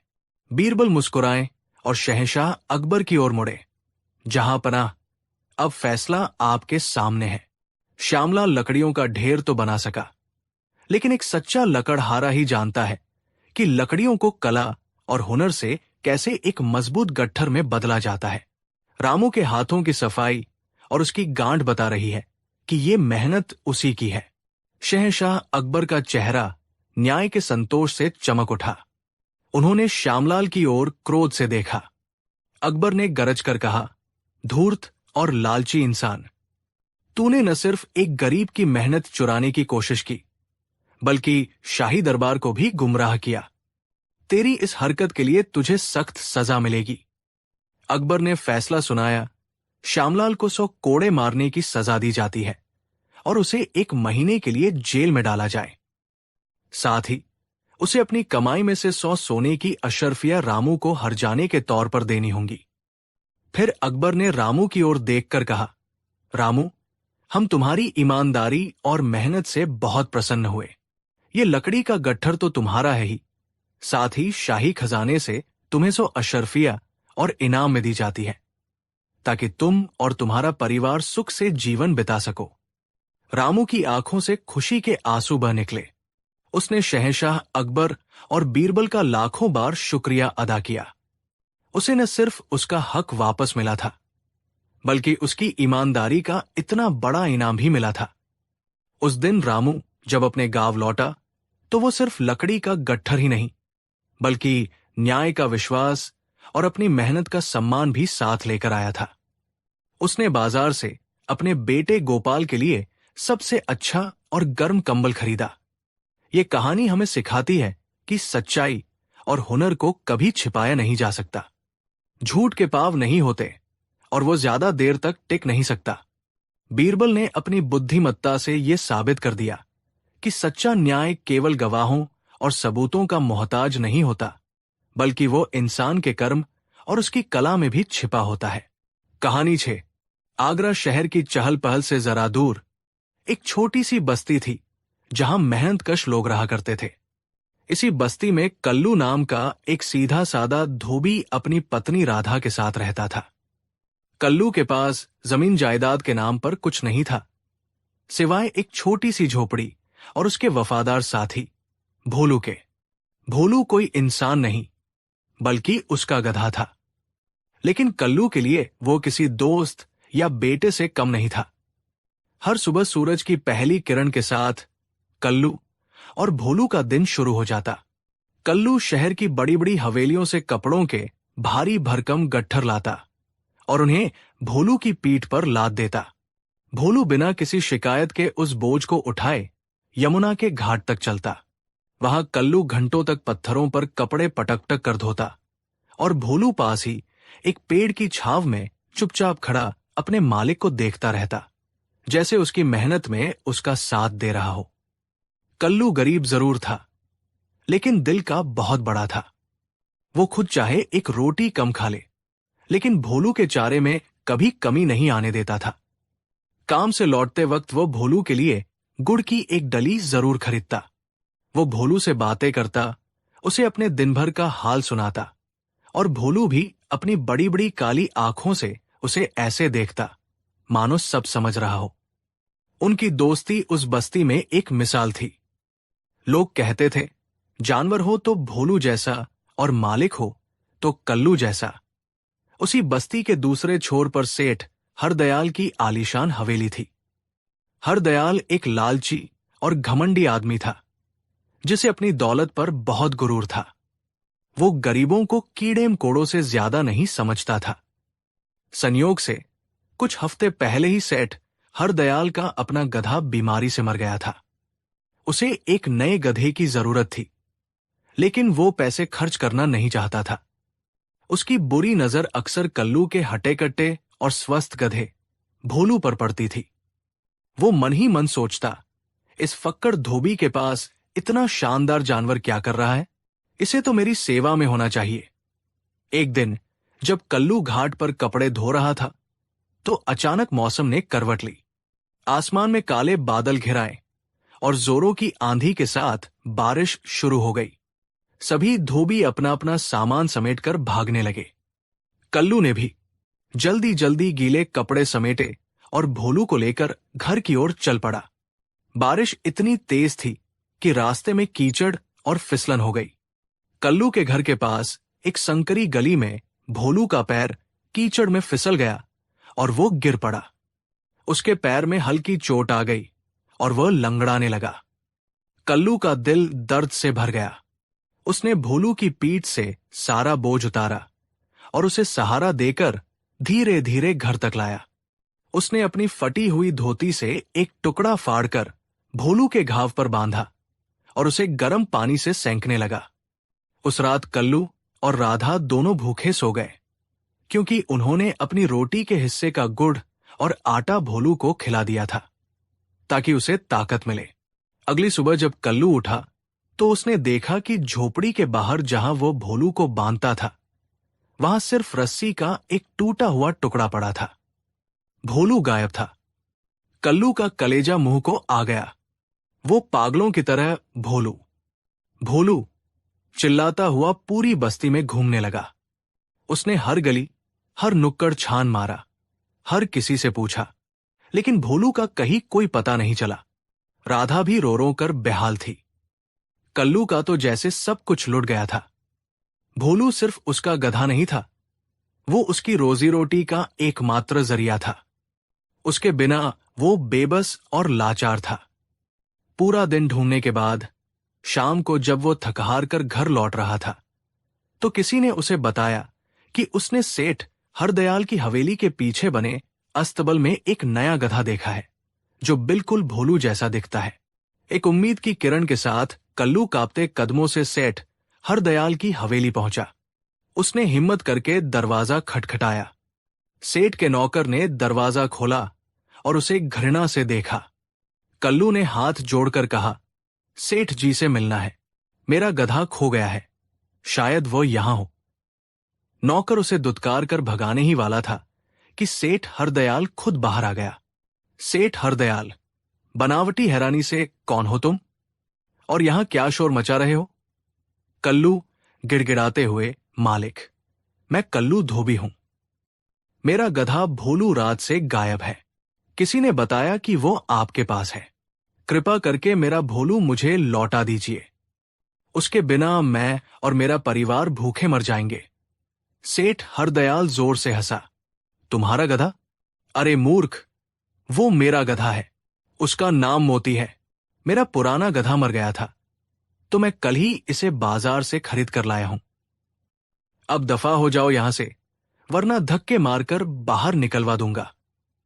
कल्लू की आंखों से आंसू बह निकले। नहीं सेठ जी, ये झूठ है, वो मेरा भोलू है। उसके बाएं पैर पर चोट का निशान है, जो उसे कल ही लगा था। मैं उसे पहचानता हूं। सेठ हरदयाल का चेहरा तमतमा गया। उसने अपने 2 लठैतों को बुलाया। इस पागल को यहां से बाहर फेंको। ये मेरी इज्जतदार हवेली पर चोरी का इल्जाम लगा रहा है। लठैतों ने कल्लू को बेरमी से पीटा और उसे हवेली के बाहर सड़क पर फेंक दिया। कल्लू दर्द से करहाता हुआ जमीन पर पड़ा रहा। उसका शरीर टूट चुका था, लेकिन उसका दिल और आत्मा पूरी तरह बिखर गए थे। उसे यकीन हो गया था कि सेठ ने ही उसके प्यारे भोलू को चुरा लिया है। निराश होकर कल्लू गांव के चौधरी के पास न्याय की गुहार लगाने पहुंचा। चौधरी ने पूरी बात सुनी, लेकिन वो सेठ हरदयाल से मिला हुआ था। सेठ ने उसे पहले ही रिश्वत देकर अपनी तरफ कर लिया था। चौधरी ने झूठी हमदर्दी दिखाते हुए कहा, देखो कल्लू, सेठ हरदयाल इतने बड़े आदमी हैं, वो भला तुम्हारा गधा क्यों चुराएंगे? जरूर कोई गलतफहमी हुई है। तुम्हारे पास क्या सबूत है कि वो गधा तुम्हारा ही है? कल्लू, चौधरी जी, मैं उसे बचपन से पाला हूं, उसकी हर आदत को जानता हूं। आप बस एक बार मुझे उससे मिलवा दीजिए, वो मेरी आवाज सुनकर ही मेरे पास आ जाएगा। तभी सेठ हरदयाल भी वहां पहुंचा। उसने 2 झूठे गवाह भी अपने साथ खड़े कर लिए, जिन्होंने कसम खाकर कहा कि उन्होंने सेठ को बाजार से गधा खरीदते हुए देखा था। बेचारे कल्लू के पास अपनी सच्चाई साबित करने के लिए कोई नहीं था। चौधरी ने फैसला सेठ हरदयाल के हक में सुना दिया और कल्लू को डांट कर भगा दिया। अब कल्लू के लिए सारे रास्ते बंद हो चुके थे। वो अपनी झोपड़ी में आकर फूट फूट कर रोने लगा। उसकी दुनिया उजड़ चुकी थी। तब उसकी पत्नी राधा ने, जो हमेशा उसकी हिम्मत बढ़ाती थी, उसके आंसू पोंछे और कहा, स्वामी, हिम्मत मत हारिए। मैंने सुना है शहंशाह अकबर के दरबार में बीरबल नाम के एक मंत्री हैं, जो दूध का दूध और पानी का पानी कर देते हैं। वो किसी के साथ अन्याय नहीं होने देते। हमें आगरा चलकर उनसे इंसाफ मांगना चाहिए। वही हमारी आखिरी उम्मीद है। राधा की बात सुनकर कल्लू की आंखों में एक बार फिर उम्मीद की हल्की सी लौ जली। उसने फैसला किया कि वो अपनी आखिरी लड़ाई लड़ने के लिए आगरा जाएगा। कल्लू और राधा पैदल ही आगरा के लिए निकल पड़े। 2 दिन की मुश्किल यात्रा के बाद वे थकेहारे और भूखे प्यासे मुगल सल्तनत की राजधानी पहुंचे। शाही किले की भव्यता देखकर वे दंग रह गए। बड़ी मुश्किल से लोगों से पूछते पूछते वे उस जगह पहुंचे जहां आम जनता की फरियाद सुनी जाती थी। वहां उन्होंने बीरबल से मिलने की अर्जी दी। बीरबल अपनी बुद्धिमत्ता और दयालुता के लिए प्रसिद्ध थे। जब उन्हें एक गरीब धोबी के आने की खबर मिली तो उन्होंने उसे तुरंत अपने सामने पेश करने का हुक्म दिया। कल्लू ने रोते रोते बीरबल के सामने अपनी पूरी दुख भरी कहानी कह सुनाई। उसने बताया कि कैसे सेठ हरदयाल ने जबरदस्ती उसके जिगर के टुकड़े भोलू को छीन लिया है और कैसे गांव के चौधरी ने भी उसका साथ नहीं दिया। बीरबल ने बड़े ध्यान से उसकी पूरी बात सुनी। उन्हें कल्लू की आंखों में सच्चाई और बेबसी साफ दिखाई दे रही थी। बीरबल, कल्लू, क्या तुम्हारे पास कोई ऐसा पक्का सबूत है जिससे यह साबित हो सके कि वो गधा तुम्हारा ही है? कल्लू सिर झुकाकर, मंत्री जी, मुझ गरीब के पास कागज या गवाहों का सबूत कहाँ? मेरे पास तो बस मेरा और मेरे भोलू का रिश्ता है। वो मेरी आवाज पहचानता है, मेरे हाथ की थपकी पहचानता है, वो मेरी आत्मा का हिस्सा है। बीरबल कल्लू की बात की गहराई को समझ गए। उन्होंने अपने सिपाहियों को हुक्म दिया, जाओ उस गांव में और सेठ हरदयाल को, उन दोनों गवाहों को और उस गधे को पूरे सम्मान के साथ दरबार में पेश करो। अगले दिन शहंशाह अकबर का दरबार लगा हुआ था। ये मुकदमा अब बीरबल के हाथों से निकलकर सीधे बादशाह के सामने आ गया था। एक तरफ सहमा हुआ, फटे कपड़ों में लिपटा कल्लू खड़ा था और दूसरी तरफ अपनी रेशमी पोशाक में अकड़ा हुआ सेठ हरदयाल अपने झूठे गवाहों के साथ खड़ा था। बीच में भोलू चुपचाप खड़ा था। उसकी आंखों में एक अजीब सी उदासी थी।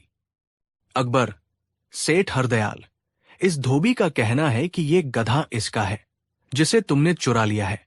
क्या यह सच है? सेठ हरदयाल झुककर, नहीं जहांपनाह, ये धोबी झूठा और लालची है। ये गधा मैंने अपनी मेहनत की कमाई से बाजार से खरीदा है। मेरे पास गवाह भी है। झूठे गवाहों ने भी आगे बढ़कर सेठ की बात का समर्थन किया। दरबार में मौजूद ज्यादातर लोग सेठ की बातों पर यकीन करने लगे, क्योंकि एक गरीब धोबी की बात में किसे सच्चाई नजर आती। अकबर बीरबल की ओर मुड़े। बीरबल, मामला तो बड़ा पेचीदा है। एक तरफ गवाह है, दूसरी तरफ सिर्फ आंसू। अब तुम ही कोई रास्ता निकालो। बीरबल मुस्कुराए। जहांपनाह, इंसान झूठ बोल सकता है, गवाह खरीदे जा सकते हैं, लेकिन एक बेजुबान जानवर की आत्मा कभी झूठ नहीं बोलती। आज हम इंसाफ का फैसला इसी गधे से करवाएंगे। पूरा दरबार हैरान रह गया। बीरबल ने सिपाहियों को हुक्म दिया कि दरबार के बीचों बीच एक बड़ा सा पर्दा लगा दिया जाए, जिसके पीछे गधे को खड़ा कर दिया जाए ताकि वो किसी को देख न सके। ऐसा ही किया गया। बीरबल, अब सेठ हरदयाल और कल्लू, तुम दोनों बारी बारी से इस पर्दे के पीछे जाकर गधे को उसके नाम से पुकारोगे। जिसके पुकारने पर गधा अपनी प्रतिक्रिया देगा, वही उसका असली मालिक होगा। सेठ हरदयाल को अपनी जीत का पूरा यकीन था। वो जानता था कि जानवर को प्यार से पुकारने या थोड़ा लालच देने पर वो कोई भी आवाज निकाल सकता है। वो पहले पर्दे के पीछे गया। सेठ हरदयाल, बनावटी प्यार से, मोती, मेरे प्यारे मोती, देख मैं तेरे लिए गुड़ लाया हूं। आवाज दे बेटा। पर्दे के पीछे से गधे के बेचैन होने की हल्की सी आवाज आई, लेकिन उसने कोई रेंकने की आवाज नहीं निकाली। सेठ ने दोबारा कोशिश की, इस बार थोड़ा और जोर से, लेकिन नतीजा वही रहा। भोलू चुप रहा। सेठ हरदयाल झुंझलाकर बाहर आ गया और बोला, लगता है ये जानवर नए लोगों के बीच आकर डर गया है। अब कल्लू की बारी थी। उसके हाथ पैर कांप रहे थे। ये उसकी जिंदगी की सबसे बड़ी परीक्षा थी। उसकी आंखें नम थी। वो धीरे धीरे पर्दे के पीछे गया। उसने गधे को पुकारा नहीं, बल्कि उससे वैसे ही बात करना शुरू किया जैसे वह रोज करता था। कल्लू, भर्राई हुई आवाज में, भोलू, मेरे बच्चे, तू मुझे भूल गया क्या? देख, तेरा कल्लू आया है। याद है कैसे हम साथ में घाट पर जाते थे? मैं कपड़े धोता था और तू मेरे सिर पर अपनी थुथनी रगड़ता था। याद है कल तू गिर गया था और मैंने तेरे पैर पर पट्टी बांधी थी। तुझे दर्द तो नहीं हो रहा मेरे लाल? कल्लू की आवाज में इतना दर्द, इतना प्यार और इतनी सच्चाई थी कि सुनने वालों के भी दिल भर आए। जैसे ही भोलू ने अपने मालिक की जानी पहचानी प्यार भरी आवाज सुनी, वो बेचैन हो उठा। पर्दे के पीछे से जोर जोर से रेंकने की मार्मिक आवाज आने लगी। वो सिर्फ रेंक नहीं रहा था, बल्कि अपनी रस्सी तुड़ाकर पर्दे से बाहर आने के लिए छटपटा रहा था। उसकी आवाज में एक तड़प थी, अपने मालिक से मिलने की एक पुकार थी। ढेंचू, ढेंचू। उसकी आवाज इतनी जोरदार और भावुक थी कि पूरे दरबार में सन्नाटा छा गया। बीरबल ने सिपाहियों को पर्दा हटाने का आदेश दिया। जैसे ही पर्दा हटा, भोलू ने कल्लू को देखते ही रस्सी तुड़ाने के लिए जोर लगाया और लंगड़ाता हुआ सीधा अपने मालिक के पास भागा और अपना सिर उसकी छाती से रगड़ने लगा। कल्लू भी उससे लिपटकर बच्चों की तरह रोने लगा। ये दृश्य इतना मार्मिक था कि शहंशाह अकबर समेत सभी दरबारियों की आंखें नम हो गई। दूध का दूध और पानी का पानी हो चुका था। एक बेजुबान जानवर ने अपनी गवाही दे दी थी। सेठ हरदयाल और उसके झूठे गवाहों के चेहरे का रंग उड़ गया। वे डर से कांपने लगे। शहंशाह अकबर का चेहरा गुस्से से लाल हो गया। वो अपने सिंहासन से उठे।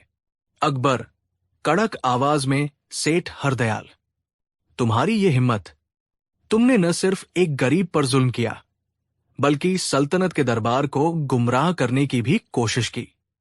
सिपाहियों, इस झूठे और लालची सेठ और इसके गवाहों को गिरफ्तार कर लो। इन्हें 100 कोड़ों की सजा दी जाए और सेठ की आधी संपत्ति जब्त करके शाही खजाने में जमा कर दी जाए। फिर वो कल्लू की तरफ मुड़े, जो अभी भी अपने भोलू से लिपटा हुआ था। अकबर नरमी से, कल्लू, तुम्हारी सच्चाई और तुम्हारे बेजुबान दोस्त के प्रति तुम्हारे प्रेम ने आज हमें भी एक सबक सिखाया है। हम तुम्हारे धैर्य और तुम्हारी हिम्मत की दाद देते हैं। इनाम के तौर पर तुम्हें 100 सोने की अशर्फिया दी जाती है, ताकि तुम अपना जीवन सुख से बिता सको। कल्लू ने रोते रोते बादशाह का शुक्रिया अदा किया। बीरबल कल्लू के पास आए और उसके कंधे पर हाथ रखकर बोले, कल्लू, सच्चा धन ये अशर्फिया नहीं, बल्कि तुम्हारा ये वफादार साथी है। प्रेम की भाषा हर जीव समझता है और आज इसी भाषा की जीत हुई है। उस दिन के बाद कल्लू की जिंदगी बदल गई, लेकिन उसने धोबी का काम नहीं छोड़ा।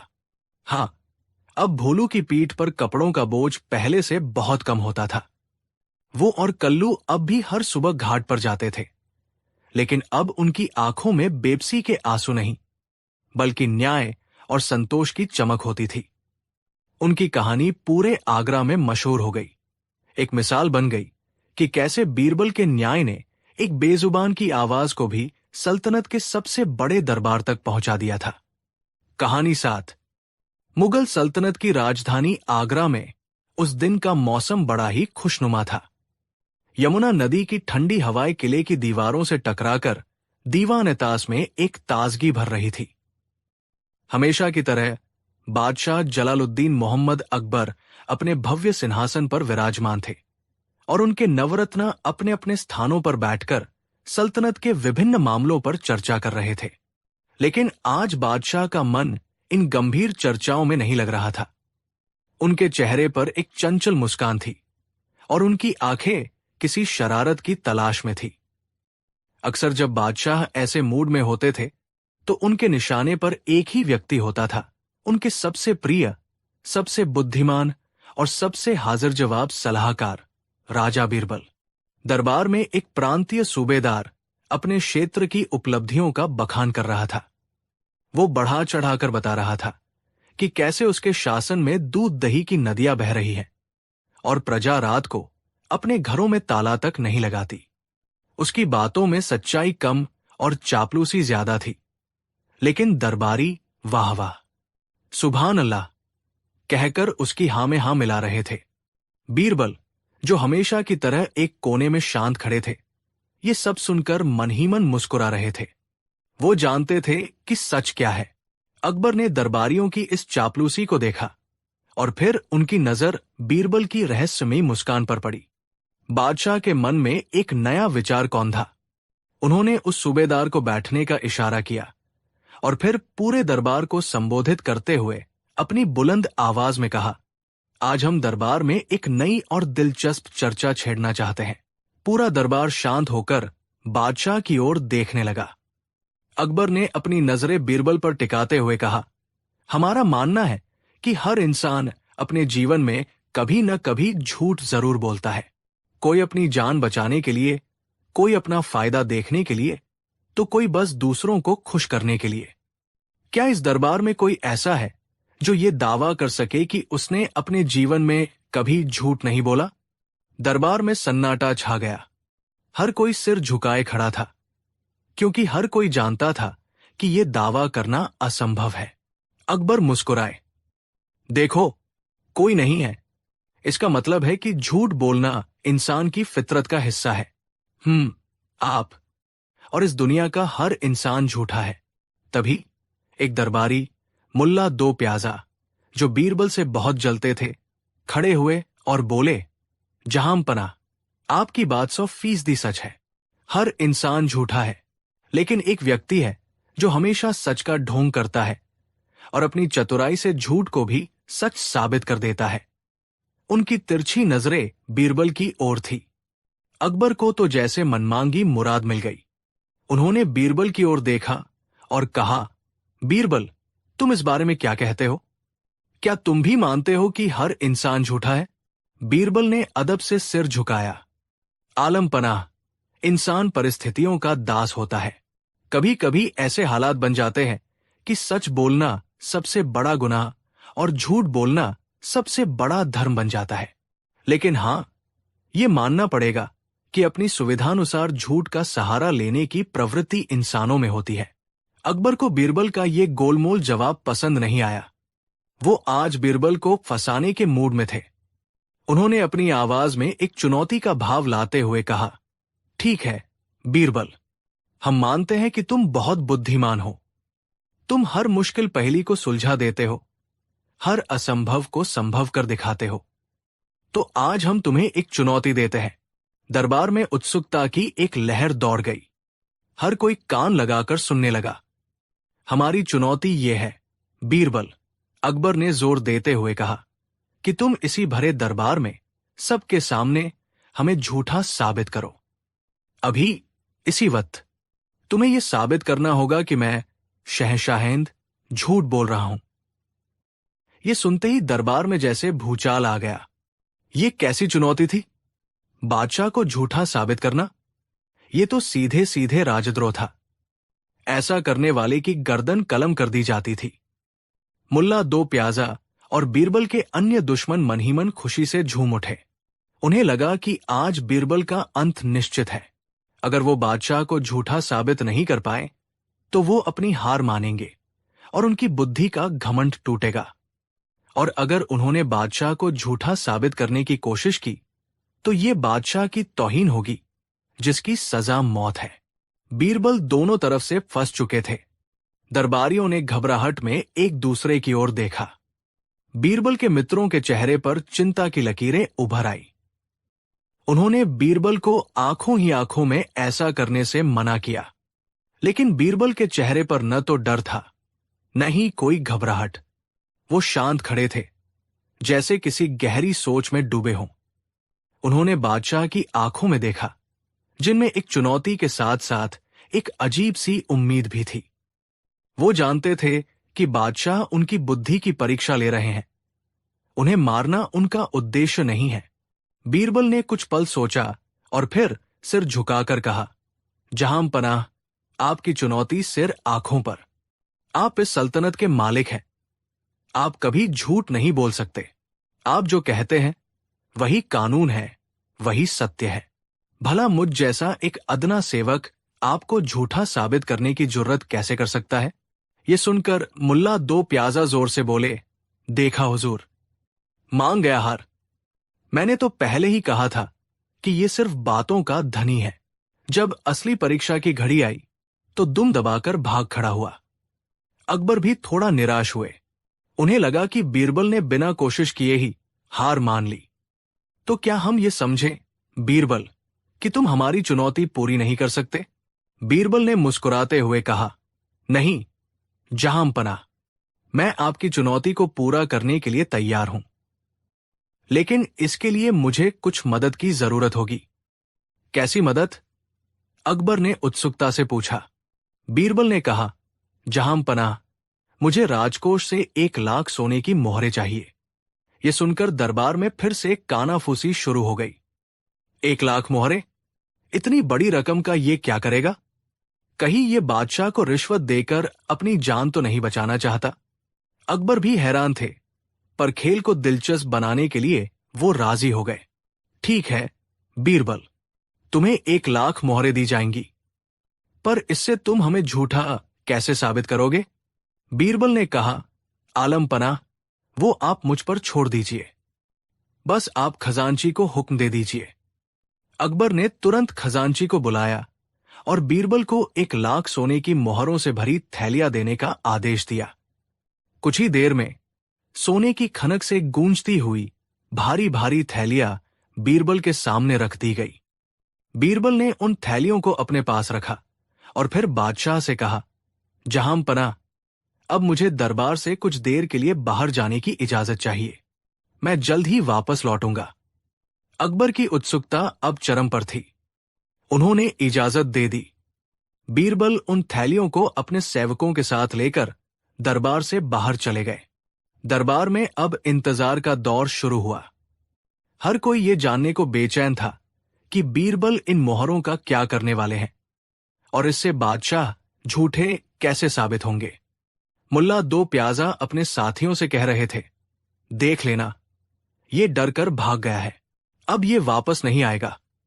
बादशाह का सोना लेकर रफू चक्कर हो गया है। घंटे बीतने लगे। दोपहर ढलकर शाम होने को आई, पर बीरबल का कुछ पता नहीं था। अकबर का धैर्य भी अब जवाब देने लगा था।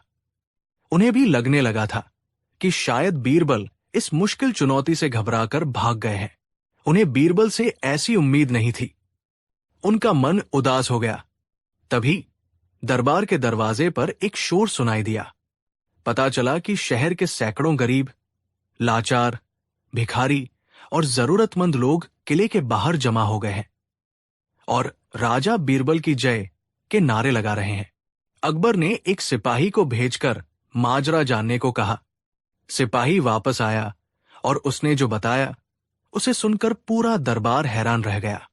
सिपाही ने कहा, आलमपना, राजा बीरबल ने राजकोष से मिली सारी 1 लाख मोहरें शहर के गरीबों, विधवाओं, अनाथों और जरूरतमंदों में बंटवा दी है।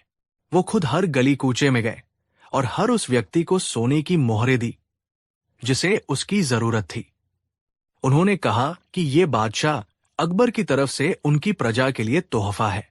पूरा शहर आपकी जय जयकार कर रहा है।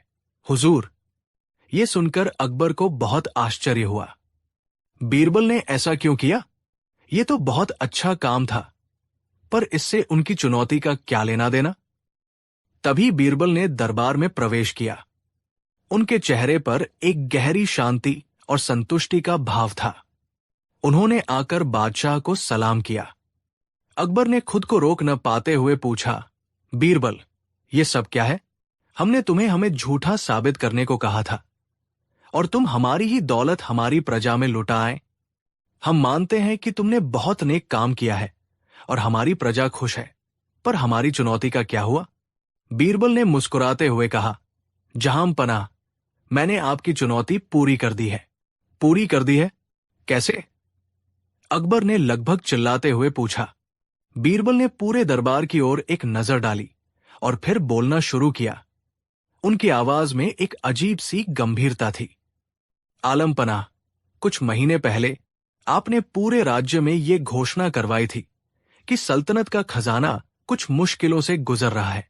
आपने सभी सूबेदारों और मनसबदारों को आदेश दिया था कि वे अपने खर्चे कम करें और प्रजा पर कोई नया कर न लगाए, क्योंकि राजकोष पर भारी बोझ है। आपने ये भी कहा था कि अगले 1 साल तक सल्तनत कोई बड़ी खैरात या दान पुण्य नहीं कर पाएगी, क्योंकि हमारे पास प्रजा की भलाई की जरूरी योजनाओं के लिए भी धन की कमी है। क्या आपको अपनी ये घोषणा याद है, जहांपना? अकबर को याद आया, हाँ, कुछ महीने पहले पड़ोसी राज्य से हुए एक लंबे युद्ध के कारण खजाने पर सचमुच भारी बोझ आ पड़ा था और उन्होंने ऐसी घोषणा की थी। उन्होंने कहा, हाँ, हमें याद है, पर उसका इस बात से क्या संबंध? बीरबल ने अपनी आवाज को और बुलंद किया, संबंध है, जहांपनाह, बहुत गहरा संबंध है।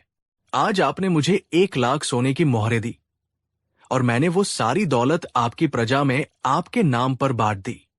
अब पूरा शहर ये कह रहा है कि बादशाह अकबर कितने दयालु है। उन्होंने अपने खजाने का मुंह गरीबों के लिए खोल दिया है। बीरबल एक पल के लिए रुके और फिर उन्होंने अपना अंतिम दाव चला। अब आप ही बताइए, जहांपनाह, आपके पास 2 रास्ते हैं। या तो आप अपनी प्रजा के सामने ये स्वीकार करें कि आपने कुछ महीने पहले खजाने की तंगी के बारे में जो घोषणा की थी वो झूठ थी, क्योंकि अगर खजाना खाली होता तो आप आज 1 लाख मोहरें दान नहीं करते। बीरबल ने आगे कहा, या फिर आप ये ऐलान करें कि आज मैंने आपकी प्रजा में जो 1 लाख मोहरें बांटी है वो दान झूठा है और आप वो सारा धन गरीबों से वापस लेंगे। ऐसा करने पर आप आज अपनी प्रजा की नजरों में झूठे साबित हो जाएंगे। बीरबल की बात खत्म होते ही दीवान एटास में ऐसा सन्नाटा छा गया जैसा पहले कभी नहीं छाया था। हर कोई स्तब्ध था। बीरबल ने क्या दिमागी चाल चली थी। उन्होंने बादशाह को एक ऐसे दोराहे पर लाकर खड़ा कर दिया था जहां से निकलने का कोई रास्ता नहीं था। अगर अकबर मानते हैं कि उनकी पुरानी घोषणा झूठी थी तो वो एक झूठे बादशाह साबित होते हैं, और अगर वो कहते हैं कि आज का दान झूठा है तो भी वो अपनी प्रजा की नजरों में झूठे और लालची बादशाह साबित होते हैं जो गरीबों को देकर वापस छीन लेता है। दोनों ही सूरतों में बादशाह का झूठा साबित होना तय था। मुल्ला 2 प्याजा और बीरबल के दुश्मनों के मुंह खुले के खुले रह गए। वे समझ ही नहीं पाए कि बीरबल ने इतनी सरलता से इतनी जटिल गुत्थी कैसे सुलझा दी। बीरबल ने न तो बादशाह का अपमान किया, न ही कोई कठोर शब्द कहा, लेकिन उन्होंने अपनी बुद्धि से बादशाह को उनकी ही चुनौती में पूरी तरह से फंसा दिया था। बादशाह अकबर कुछ देर तक अपने सिंहासन पर मूर्तिवत बैठे रहे। उनके चेहरे पर क्रोध नहीं, बल्कि आश्चर्य और प्रशंसा के भाव थे। वो बीरबल के दिमाग की दाद दे रहे थे। क्या शानदार तरीका था। बीरबल ने न केवल चुनौती जीती, बल्कि इस प्रक्रिया में सल्तनत का खजाना गरीबों की भलाई में भी लगवा दिया। एक तीर से 2 निशाने। अचानक अकबर का चेहरा एक जोरदार ठहाके से खिल उठा। वो इतनी जोर से हंसे कि पूरा दरबार गूंज उठा। वो अपने सिंहासन से उतरे, सीधे बीरबल के पास आए और उन्हें कसकर गले से लगा लिया। मान गए बीरबल, मान गए। अकबर ने हंसते हुए कहा, तुमने हमें झूठा साबित कर दिया, और वो भी इतने शानदार तरीके से कि हम तुमसे नाराज होने के बजाय खुश हो रहे हैं। तुमने न केवल अपनी बुद्धि का लोहा मनवाया, बल्कि ये भी साबित कर दिया कि एक बुद्धिमान सलाहकार अपनी सल्तनत और अपनी प्रजा का कितना भला कर सकता है। उन्होंने पूरे दरबार की ओर मुड़कर कहा, आज हम भरे दरबार में ये स्वीकार करते हैं कि हम झूठे हैं। बीरबल ने हमें हरा दिया और हमें अपनी इस हार पर गर्व है, क्योंकि ये हार हमें बीरबल जैसा नगीना मिलने की खुशी दिलाती है। ये सुनकर बीरबल के मित्रों ने खुशी से तालियां बजाईं। मुल्ला 2 प्याजा और उनके साथियों ने शर्म से अपने सिर झुका लिए। अकबर ने बीरबल से कहा, तुमने जो 1 लाख मोहरें खजाने से ली थी, हम उसे दान ही समझते हैं, और तुम्हारी इस अक्लमंदी के लिए हम तुम्हें 10,000 मोहरें और इनाम में देते हैं। बीरबल ने सिर झुकाकर इनाम स्वीकार किया और कहा, जहांपनाह, ये सब आपकी ही तालीम का असर है। आपने ही सिखाया है कि बुद्धि का सही उपयोग प्रजा की भलाई के लिए ही होना चाहिए। उस दिन की ये कहानी हमेशा के लिए मुगल सल्तनत के इतिहास में दर्ज हो गई। ये कहानी सिर्फ एक चुनौती की नहीं, बल्कि इस बात की मिसाल बन गई कि कैसे बुद्धि और विवेक से सबसे मुश्किल परिस्थितियों का भी हल निकाला जा सकता है, और कैसे एक सच्चा सलाहकार अपनी चतुराई से अपने बादशाह और अपनी प्रजा दोनों का भला कर सकता है।